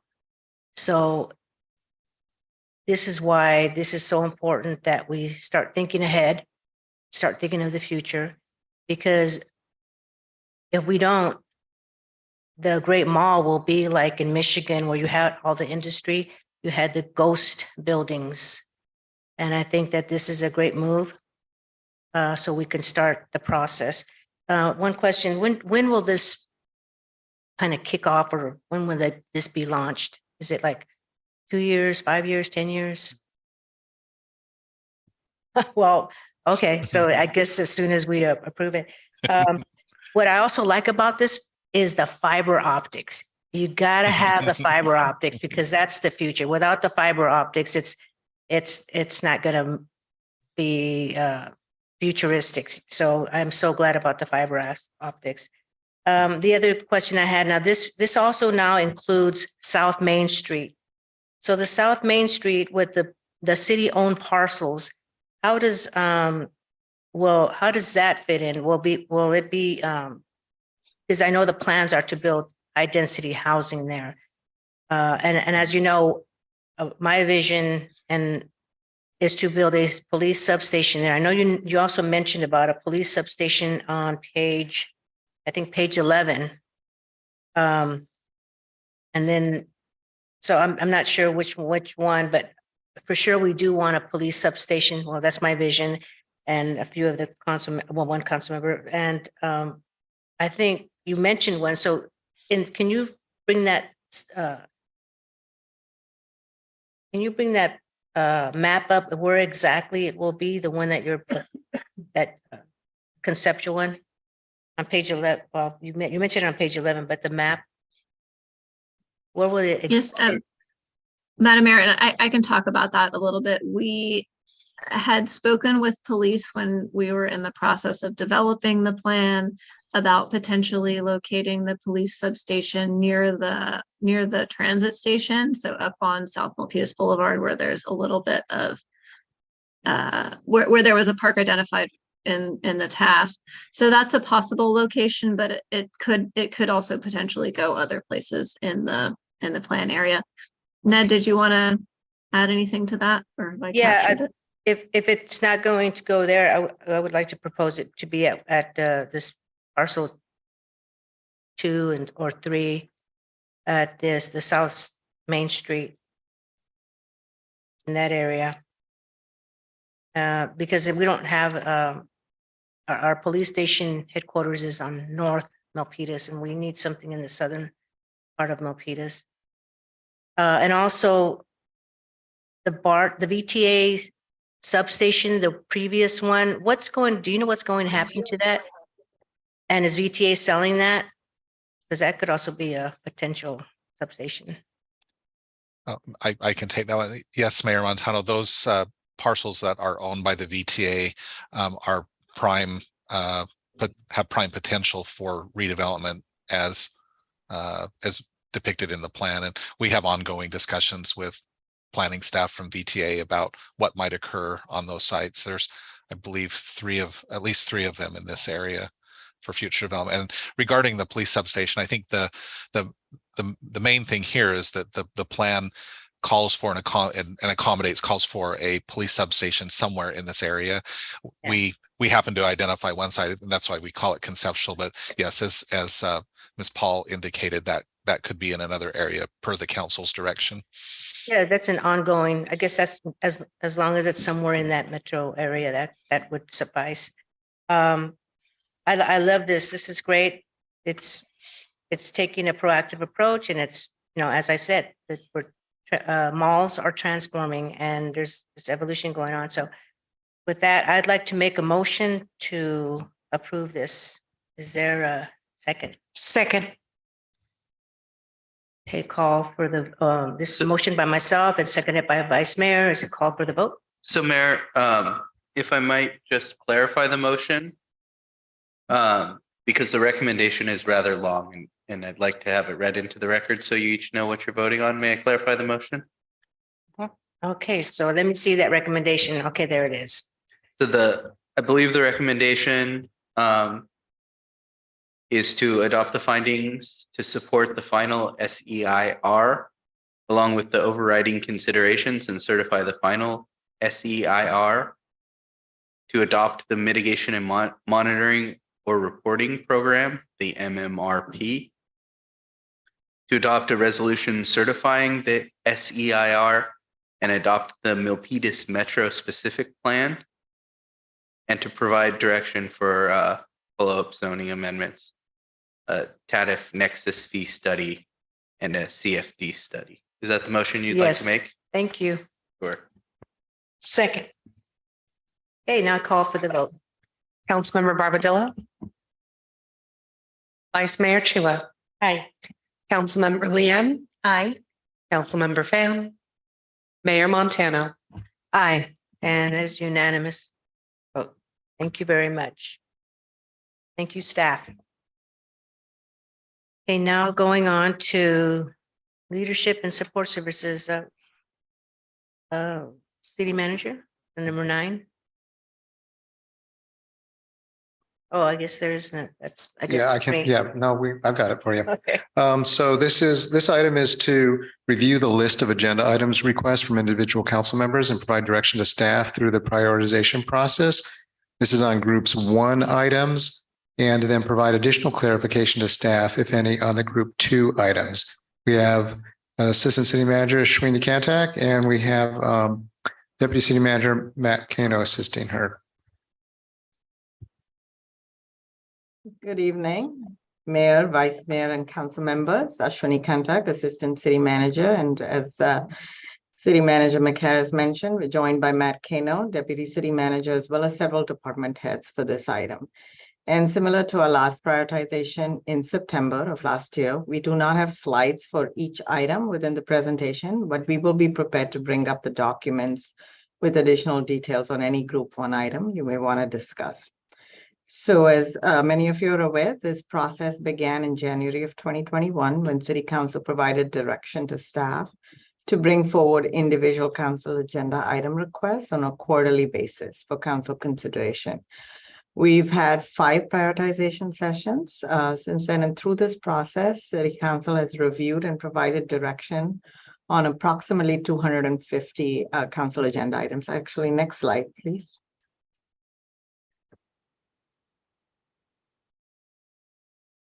And we also had council adopt the prioritization policy very recently on January 10th of 2023. If we can move to the next slide, please. So just quickly to summarize, today in your packet, you have a total of 42 items, and these are categorized into 4 groups. So group 1 items are the ones that have not been initiated. They've been requested by individual council members. They will require more than 4 hours of staff time. They may require additional funding or resources, and we have 5 of those items. Group 2 is items also not initiated, but they will require less than 4 hours of staff time, and there's 4 items under that group. Group 3 has items that have been previously prioritized and they're currently underway or already included in the staff work plan, and there's 20 of those. And then group 4, these are the items that have been completed, postponed or withdrawn. And there's 13 items, and these are just since the last prioritization that was done in September of 2022. Items which were completed or withdrawn before that are tracked separately. They are included as attachment 3 in your agenda packet for this item. And then based on prior council direction, sometimes we've had many group 1 items, and to make them easier to kind of review for council, we have them further categorized into 3 subgroups. So there's ordinance and policies, and we have 1 of those today in front of you. We have projects and programs. We have 4 of those, and then a miscellaneous category, which we do not have any items for you today. And the group 1 items include additional information for you. So it's the work effort that's anticipated, any required resources and funding, the estimated cost, if there's any current status of work has already been done, any additional clarification or direction we would like from council, any other considerations, and then impacts on any other work plan items. And the estimated cost for group 1 items, the annual cost is about $155,000, requiring between 100 to 200 staff hours. Next item, please. Next slide, please. So again, as I mentioned, we have 5 group 1 items. So under ordinances and policies, we have a written policy, a request to draft a written policy regarding foreign language spoken at the dais. And then under projects and programs, we have 4 different items, a request to look at defining either a standalone teen center or updating information to indicate the senior center functions as a teen center as well. We also have a request to implement a workshop for small businesses so that they can bid more easily on projects in the city. We've been asked to look at underutilized areas of parks or a portion of parks not being used to develop for use in the future. And then the 4th request under this category is conversion of an existing vacant lot that used to be a basketball court into a community garden, and that's located at Vasona and Adobe. And then there's no items in the miscellaneous category. So if we can go to the next slide, I'll just take a few minutes to review the prioritization process. I know we have a couple of new members on the council, so we'll just walk you through this. So you should each have a list of the group 1 items along with the write-ups in your agenda packet. And we will be using an electronic voting process only for the group 1 items, since group 2 items require less than 4 hours of work. And if there's any additional council input on those, happy to receive that. So after the staff presentation and any council discussion you'd like before you go into the voting process, you will be able to vote for the top 2 items. And this is based on the council policy where it's 30 to 50% of the group 1 items that you generally prioritize. You will be using the same tool that our IT staff developed, and you should each have your own individual voting links. You can click on the plus sign to pick your top 2 items from the 5 items. If you change your mind, you make a mistake, you can just use the recycle bin icon and deselect the item and add another one. And once you pick 2 items, you will not be able to add any additional items. An IT director, Nam, is available to assist you in case you need help with the voting. And then the voting results will be displayed for the public after the first round. Any items that receive 3 or more votes will automatically be considered as approved and moving on to the move to the final list. And if the number is less than 2, then if it's 2 or more, it'll be deemed complete, the prioritization process. If it's less than 2, we will proceed to round 2 and use the same process.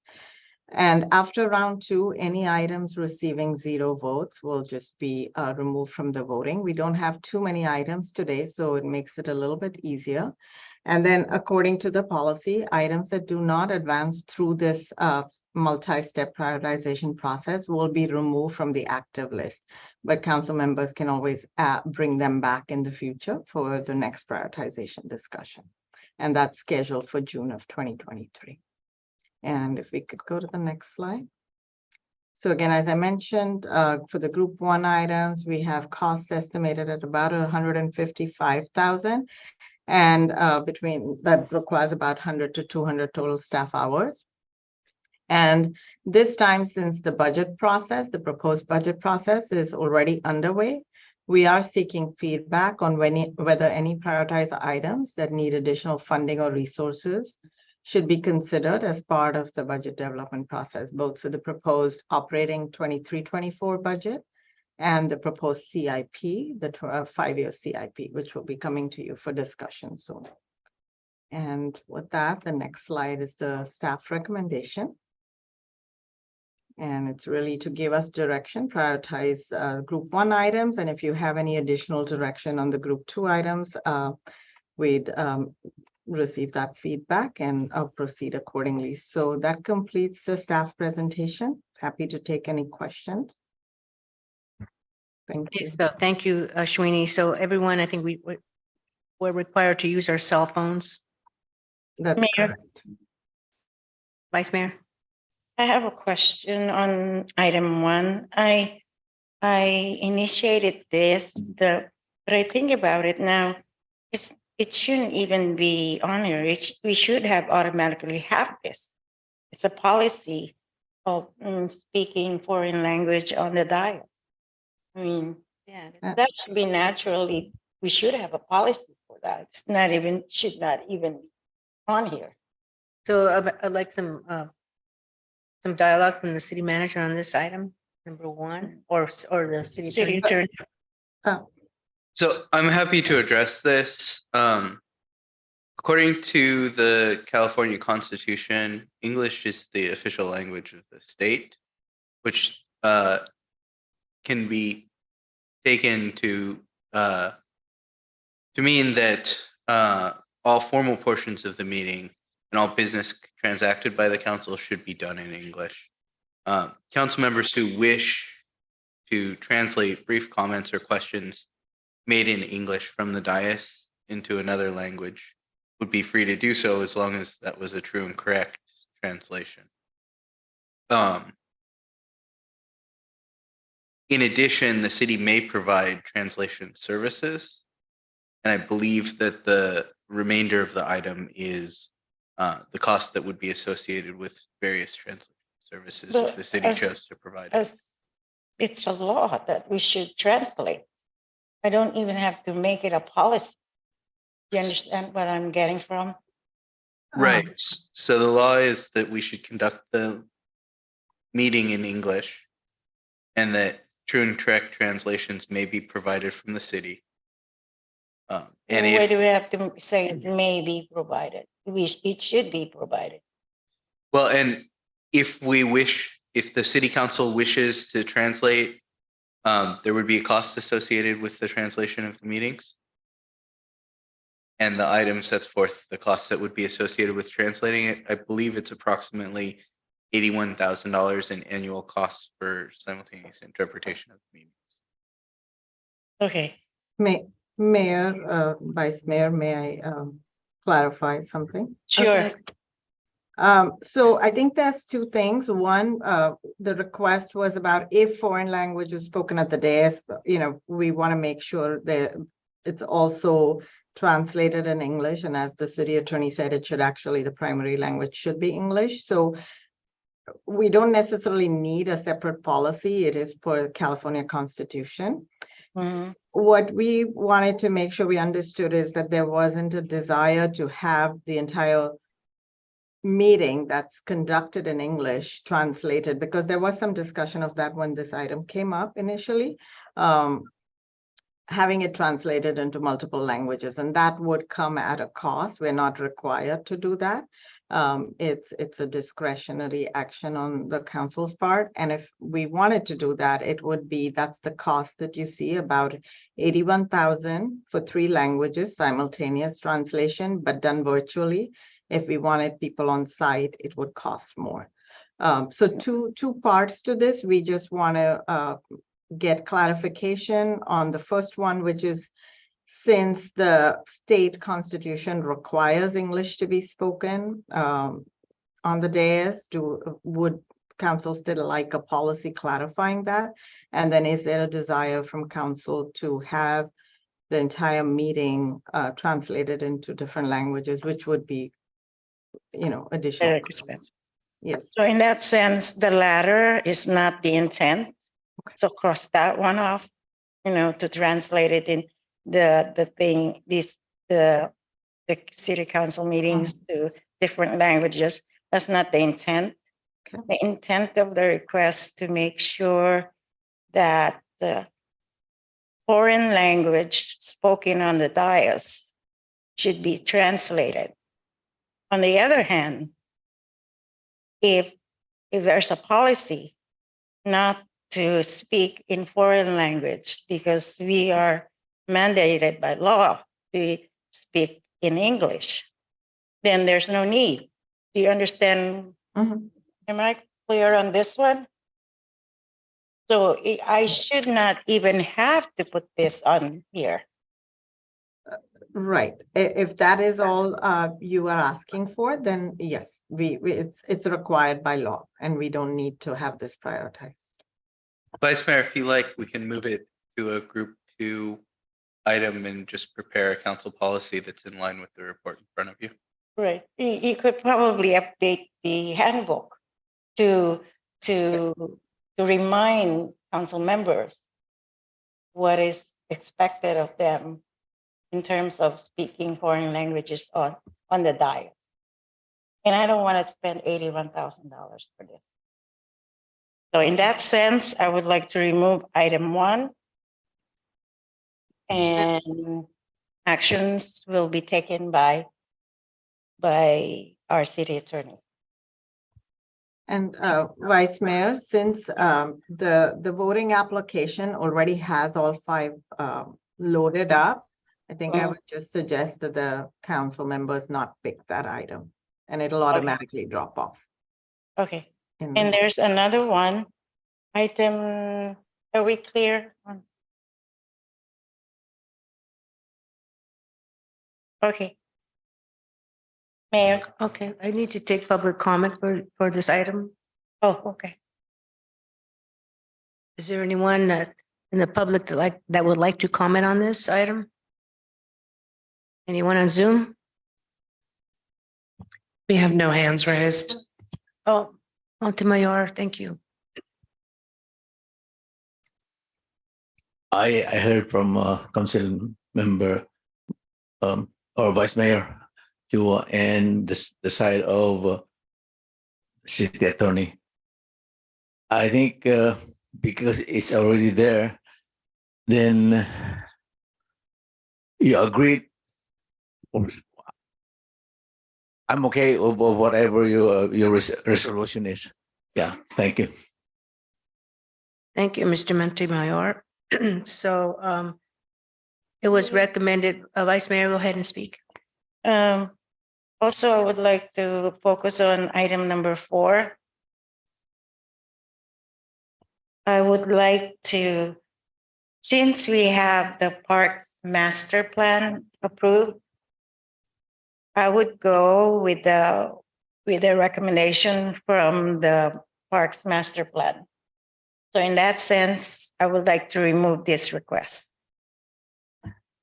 Thank you. So your item number 1 and number 4. So since Assistant City Manager Ashwini said that we should just vote on it because it's already on there, but we will. What number will we use to vote on that one? Since we're So Mayor, I would suggest that number 1 and 4, just don't pick those, and just you pick from the other 3. Okay. Okay. So we will just select 2, 3, 2, 3, and 5. Any of those. Yes. Thank you.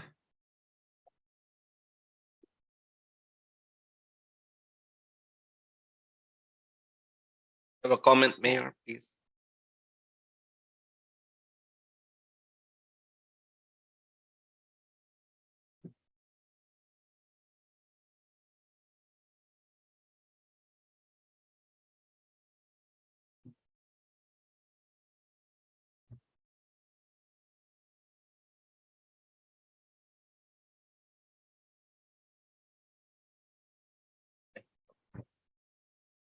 Gary, I'm sorry, Councilmember Barbadillo.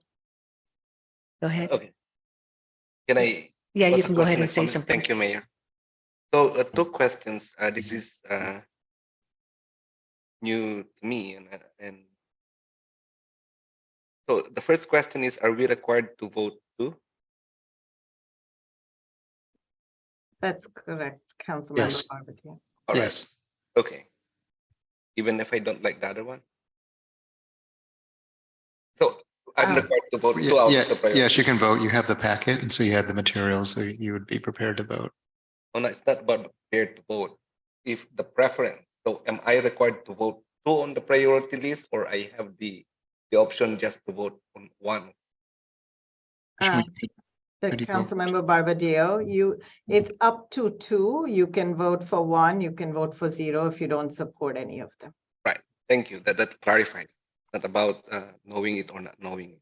The second one is how about the new council that have ideas? How will they land their recommendations to these several groups?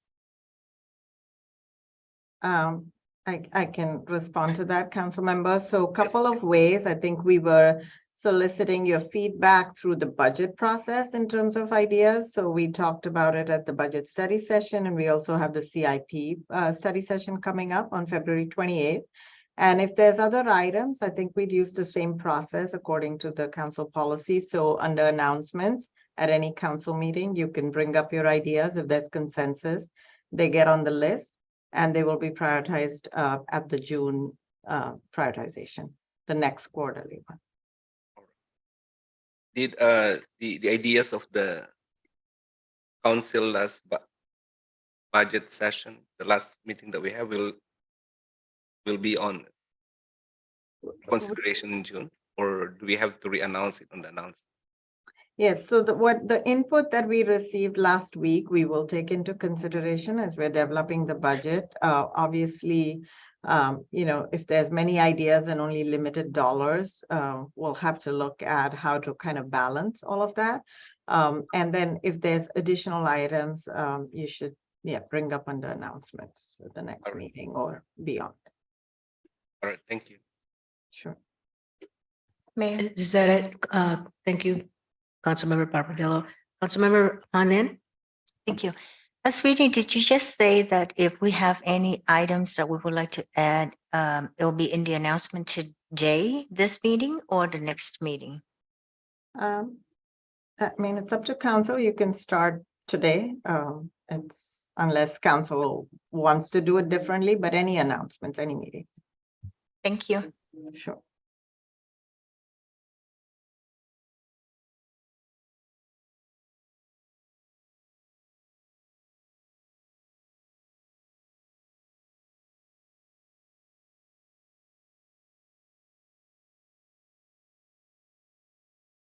Okay, is everyone done voting, or we're still doing it?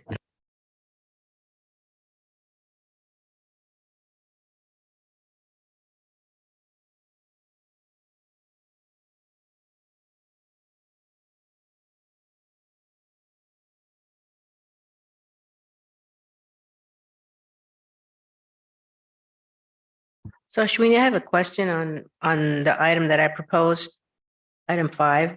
Yes. So for the community garden, why is it so expensive at 50,000 because all you're going to do is just ask the residents if they want it. That's a survey.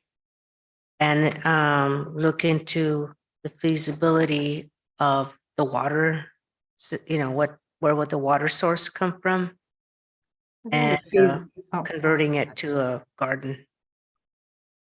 Right, and I think the feasibility study also includes a site plan, so some design and improvement. So besides the community outreach and surveys, you can see it includes kind of the design, evaluating utility connections, ADA access.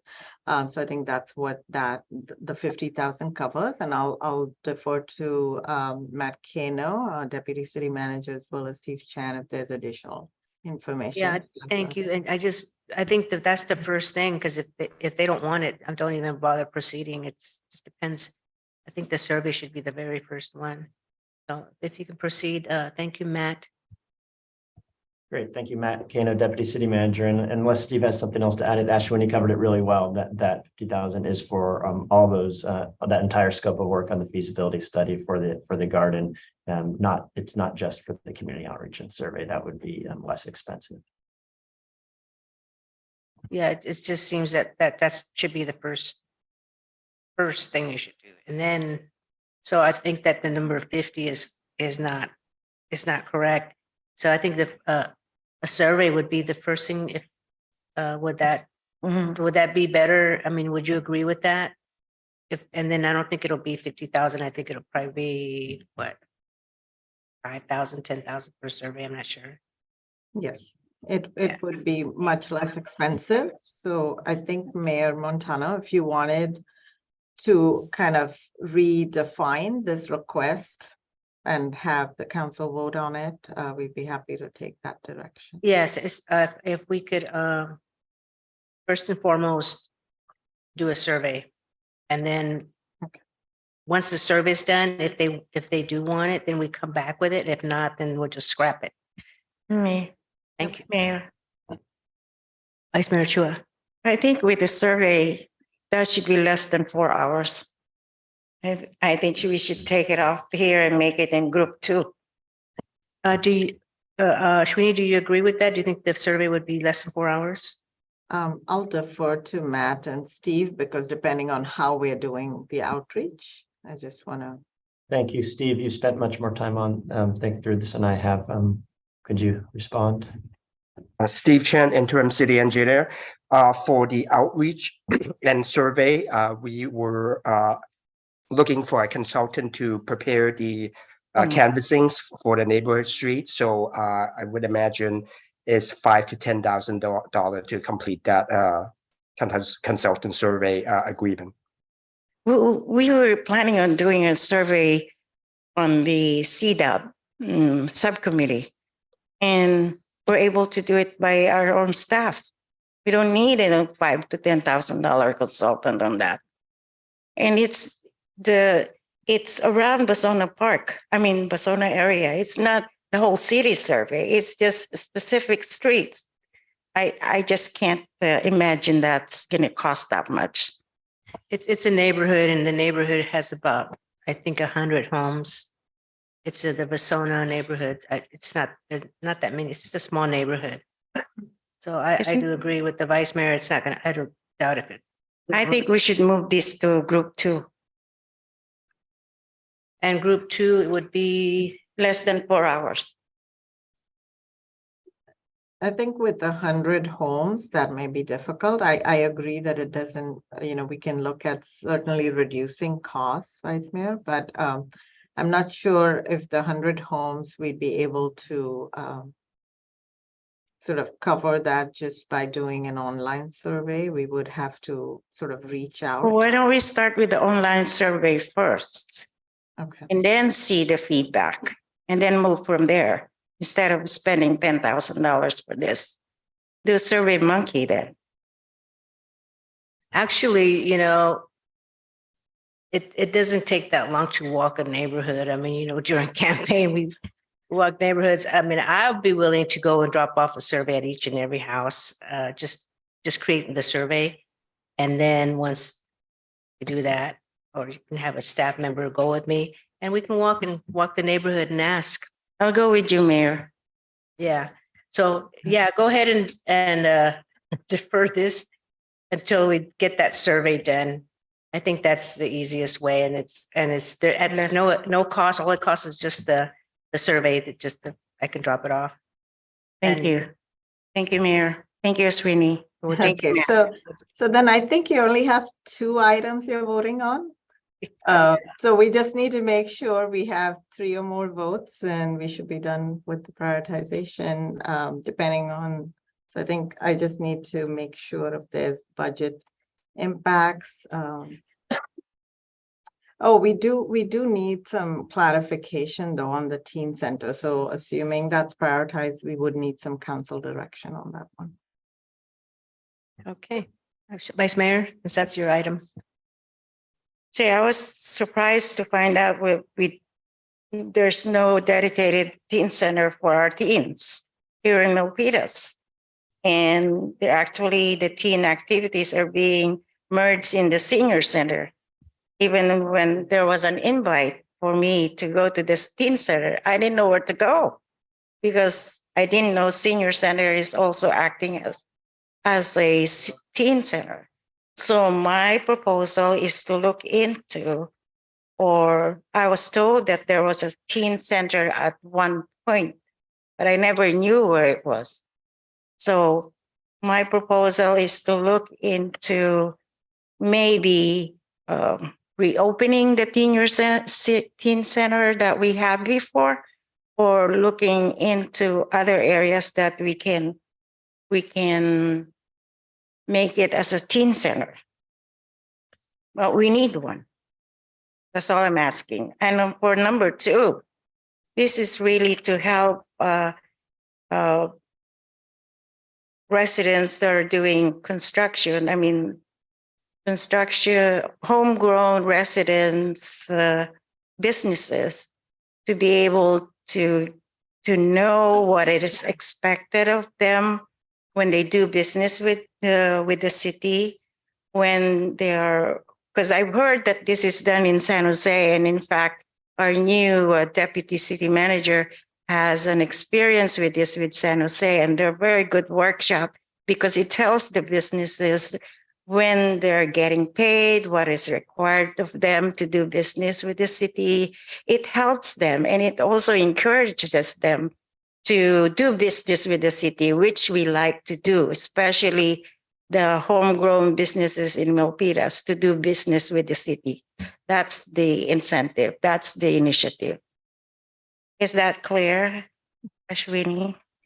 Yes, Vice Mayor, thank you for the item 3. For item 2, I think we had, and Matt and Renee can maybe speak to it a little bit more, but we did have some options and we wanted some direction, because again, the initial request for either a standalone or find ways to better kind of distinguish and brand the teen center. And so is that still, should we be looking at both options? I think when you spoke now, it sounded like it was more a standalone facility, but we just want to make sure we have clarity on that if this item does move forward. And there are some budget implications with this. And Right. I see Director Lawrenson on if she'd like to speak to it. So. Thank you, Ashwini, and good evening, Mayor, Vice Mayor, and City Council members. So, yes, we are looking for, if this is prioritized, some direction on looking at returning to the standalone center, which was at the Milpitas Sports Center in the room that is now called the Fitness Annex, or an option to increase placemaking and marketing and signage at the senior center for when the teen center is there, which is Monday through Friday from 4 to 7 p.m. and then on evenings and weekends, depending on special programming. Or looking at other sites in the city that might be viable, such as a Sal Craig Lisi facility, or potentially working with the school district and future joint use agreements at the high school or Cow Hills. So we're just, if this is prioritized, staff would be looking at that and doing an assessment. So we just would like to hear from you all as to what you would like from us as part of this item if it's prioritized. All of the above. Okay. Okay. That's all. Feasibility study. I mean, we need a teen center. That's all. Thank you, Mayor. Thank you, Vice Mayor. Thank you. Welcome, Anthony, Councilmember Fan. So Councilmember Fan is here. So we have actually two, it's just boils down to two items, and which is item number 2 and number 3. So those are the only ones that we're voting on, so, which is automatic. I want to mention something about the teen center as well. I think we do need one. We have one, but it's just not being fully utilized.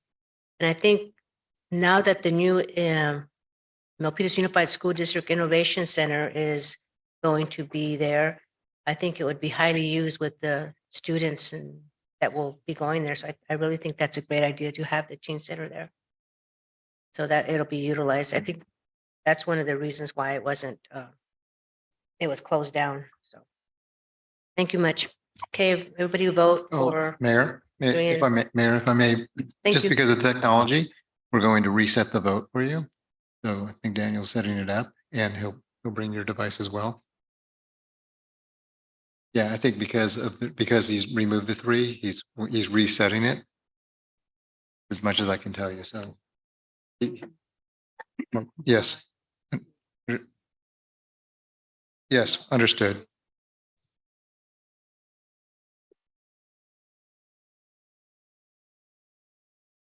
He's just going to check in with each of you.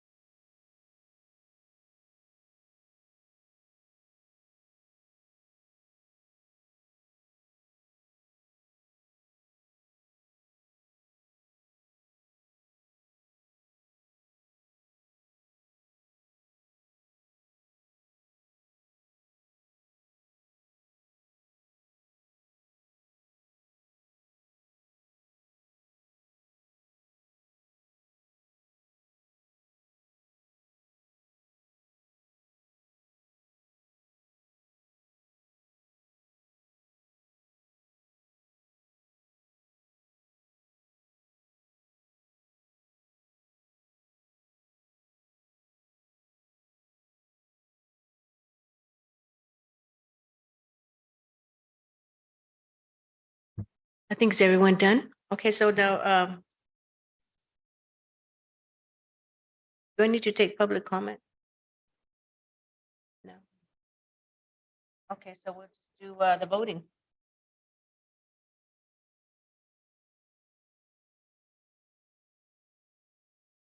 So City Clerk, will you please read the results? Yes, I will. I'm just about to share my screen. Okay, thank you. Results are Mayor Montano voted for both items. Vice Mayor Chua voted for both items. Councilmember Fan voted for one item, look into implementing a workshop for small businesses on the bidding process for projects in the city. Councilmember Lien voted for 0 items. Councilmember Barbadillo voted for item 2, the city manager to look into redefining either a standalone teen center or updating information to indicate the senior center also functions as a teen center. The voting results are both items received 3 votes and they will move forward. All right, thank you, everyone. And does it go up on the screen? Oh, okay, there it is. Okay. All right. Congratulations, everyone. Okay, now ready for, next we'll move on to our announcements and future agenda items. City Manager Thank you, Mayor McCarris. Montano. I have no announcements this evening. Okay, thank you. And council members, do you have anything under announcements? Yes, Mayor. Councilmember Lynn? Yes. I would like to see if city manager and staff would help me in finding a day where we can celebrate International Cultural Festival on Main Street. I know it's going to take time, takes planning, and some study to see which month, which day would be the best to do so. So if you can help with that, maybe we can set up a committee too. Thank you. Thank you. Anyone else have any announcements? Councilmember Barbadillo. Yes, I would like to reiterate the idea that I had last budget session to look at the possibility of citywide senior discount, number one. Number two is I would like to see how we can move along the approved grant for the Milpitas chambers on our end. And is there need, what is there that we could do to keep the ball rolling again? So if I might just interrupt for 1 second, we haven't done the comment and future agenda item. The process that you guys have been using to date would be after a council member requests a future agenda item to ask the council if there are any objections,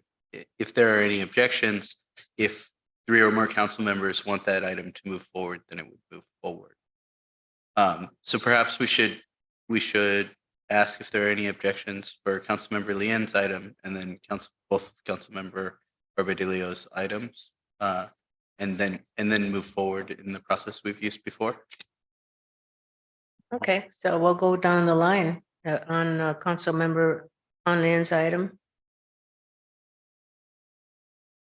Can you repeat Vice Mayor? your request, please?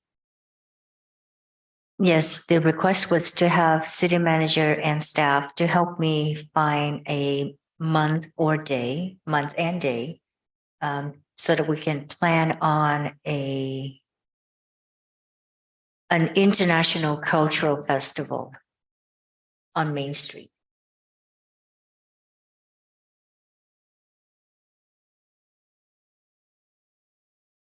Okay, yeah. Okay, so I don't need to do a roll call. I just wanted to ask, does anybody object to that? If no one objects, then we will go ahead and. Vice Mayor, Question, Mayor. have a question on that? Don't we have an International Day already? Ms. Rini? Ashwini? Yeah, sorry, coming on. Not that I'm aware of. I'll ask Renee. I don't think we have one, but Renee. Yeah, thank you and good evening again, Mayor and City Council members. We do not have one event that is dedicated to International Cultural Celebration. We have several events that celebrate it throughout the year.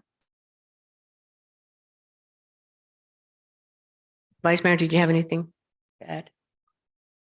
Oh, nothing. Okay. Yes, you're right. We do have 12. I think we at our list that we've had prioritized. We have 12, right, Renee? Festivals every year, celebrating the different cultures in the city. We have the flag raisings. We have one almost every single month. And then with the direction of the City Council, we added cultural events through the ARPA program. So we have a number of standalone and individual cultures celebrated throughout the year. We do not have an international celebration or a festival, which brings them all together. But we do have quite a number. I don't have the number off the top of my head. We have about 35 special events throughout the year. Yeah, it's like we're repeating the different cultures. So I know we have Mexican Independence Day, we have Filipino Independence Day, we have the several, and go ahead, If I may, Vice Mayor. if I may, just a reminder, this is not for discussion. Oh, that's You'll right. have discussion when you bring it back.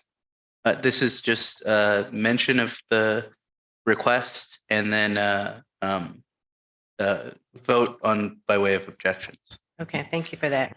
So is there a consensus for Councilmember Hanlin's recommendation? Are there any? Does anybody object to that? I object. Anyone else object?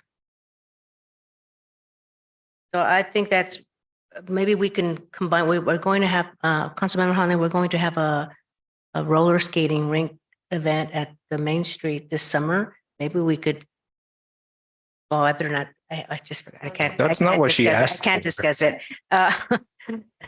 So So if there's one objection, then there's one it's a objection. vote. And so we'll go ahead and this is just one. Okay. That's it. Move on. Is there anybody else that has any other announcements? Well, What? Oh, Mayor, I Who- believe that who has Councilmember Barbadillo wanted to add the citywide senior discount study to the list, and we should probably take a vote by consensus on that Okay. as well. any objections to the senior discount? Well, that'll be on the list. Okay.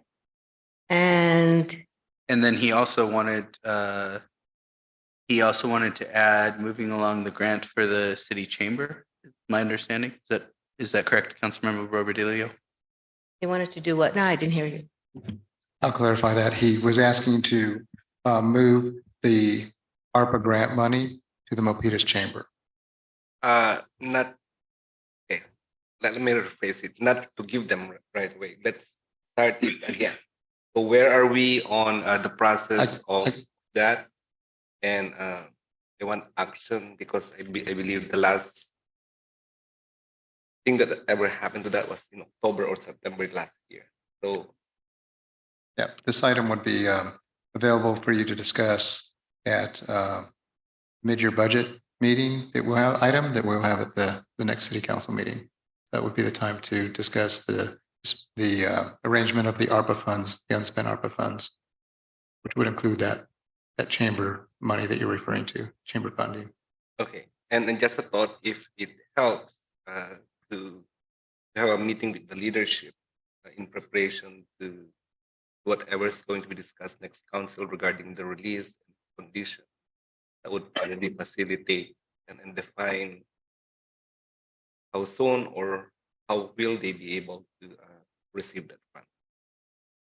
Do you like the council, or are you asking staff to meet with the chamber, or you just the council? If no, the staff or a representative will do, all I am asking is let's start it again because it's been stalled since last year, and I understand that with our policy with regards to small businesses, it's something that needs to go forward. Okay, I think where we left off, staff would need direction from the council. If you would like to direct staff to work, if the council would like to direct staff to work with the chamber on the requirements to receive the ARPA funding. So there were federal requirements, all the requirements that were listed in the info memo to the council. Yes. Is that what you're? Yes, I understand there's ARPA grant requirements, there are conditions set forth, and let's see, communicate with them how we can finally and them comply with those so we can. We already did that. Vice Mayor? Mayor, I think it would be appropriate to piggyback on Council Member Babadillo's request to give the the summary, the latest email from you, city manager, from Alex and also Ashwini, that was sent to the president of chamber. Yes, I think believe we that did. explains a lot. We did distribute that to the council. Yeah. Councilmember Barbadillo, you did receive that, correct? Then, yes, so probably the next thing to be done is talk to them or they talk to us. I just want that connection again, since the last time was the email. You'd like the staff to review that with them again? We Yes, could do please. that. Thank you. Yes. We can just make a note of that. We don't need to have that as a Agenda. an item. Thank you. Okay. That's good. Thank you, Councilmember Barbadillo. There's a consensus. Is there any objections? Not, Vice Mayor Chua? I would, I you have a object. request? I object. Oh, for that. And so there is one objection. I also object. So there's two objections. Anybody else? Okay. So it looks like that's gonna, That did not receive, not to review it. not to review it. Okay. It's, we've already gone that Just- path like several Understood. times. So- You misunderstood me. Did It's we not have review again. I'm just asking to continue the conversation. Conditions were set. Money has not been released. They have not been able to comply. So I just want to start Councilmember, we're okay. You have 3 votes. We will take care of it. Right. Thank you. also for the understanding of those who object. That's the intention. Start the ball rolling. So they understand. We will communicate that to them. Thank you. Thank you. Thank you. Any more announcements? Me. Vice Mayor? I think this doesn't have to be, it's a letter. I would like to request the city manager for a congratulatory letter to our new sheriff, Santa Clara County Sheriff Bob Johnson, emphasizing, I spoke with Bob, Sheriff Johnson, about his platform and two of the goals that he wants to do, and I think will benefit our city is number one, he wants to form a partnership amongst all the 15 cities and will be part of it to address the current crime and any concerns and all that, and anything that they can do at the sheriff level. And number two, the other one that I like from his one of his goals is to streamline the process of processing detainees or suspects. And he said by modernizing or computerizing the process and also working with the different agencies, he plans to streamline the process, because I found out from our chief Gerard that our officers takes like 2 to 3 hours for them to wait to be processed, and they wait at the parking lot. Our officers wait at the parking lot when they wait to be called. And I think if the sheriff can do something about that, I think it will save us a lot of time. So I am asking the letter from our city manager to have the little thing that we're hoping that he can deliver at least those two goals. It's a letter from all of us, if everybody agrees. Thank you so much, Mayor. Thank you. Is any objections to that? I object. Councilmember Ban objects. And that's, I'm sorry, but I got lost and I don't understand your request. or letter. I know the letter, and you say 1 or 2 things. What are the 2 things again? Go ahead. One is to form that partnership among all the cities addressing the crimes in Santa Clara County. We have a voice. We will be part of it. Number 2 is streamlining the what is it called? The sheriff processing, sheriff. Chief, come on down. Please enlighten us. Thank you so much. Briefly. It's the booking process. So we don't have a holding facility in the city of Milpitas. Anytime somebody's going to be booked into the county jail, we take them down to San Jose at the main jail. And so that booking process is lengthy. There is some work in progress to improve that as well.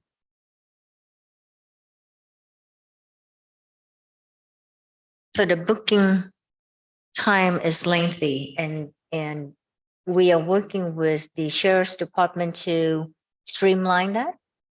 Is that what the request is? To reduce the wait time. To reduce the wait time, because our officers go there and they wait 2-3 hours. We don't want Okay. that. We don't want that wait. Thank you, Got Chief. that. Thank you. Thank you, Chief, for Any other announcements? So I have one. I'd like to, I attended the Santa Clara County Joint Powers Authority seminar this past weekend. And a lot of libraries are creating an open space area for an outdoor open space area for their customers. And I noticed that in front of our library is a small parcel. I know that was used to be part of our redevelopment site, and the city sold it to a person. So I'd like to ask the city to look into what it would cost to buy that little parcel, so at least the library can have a open space. But again, it all depends on the cost. So that's what I would like. And the other item I'd like to ask is the electronic billboard is really small.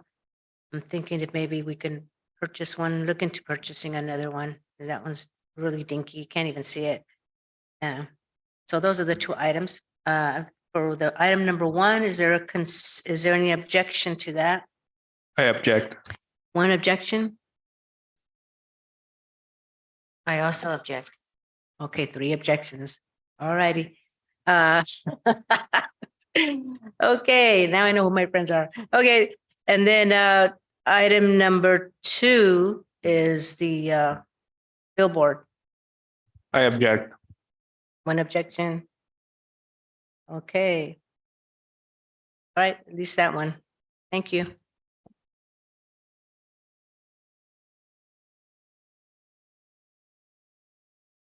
And if there's no more, then that is anything else from staff? Okay. City manager? We're all good here. Thank you. All right, meeting is adjourned. Thank you.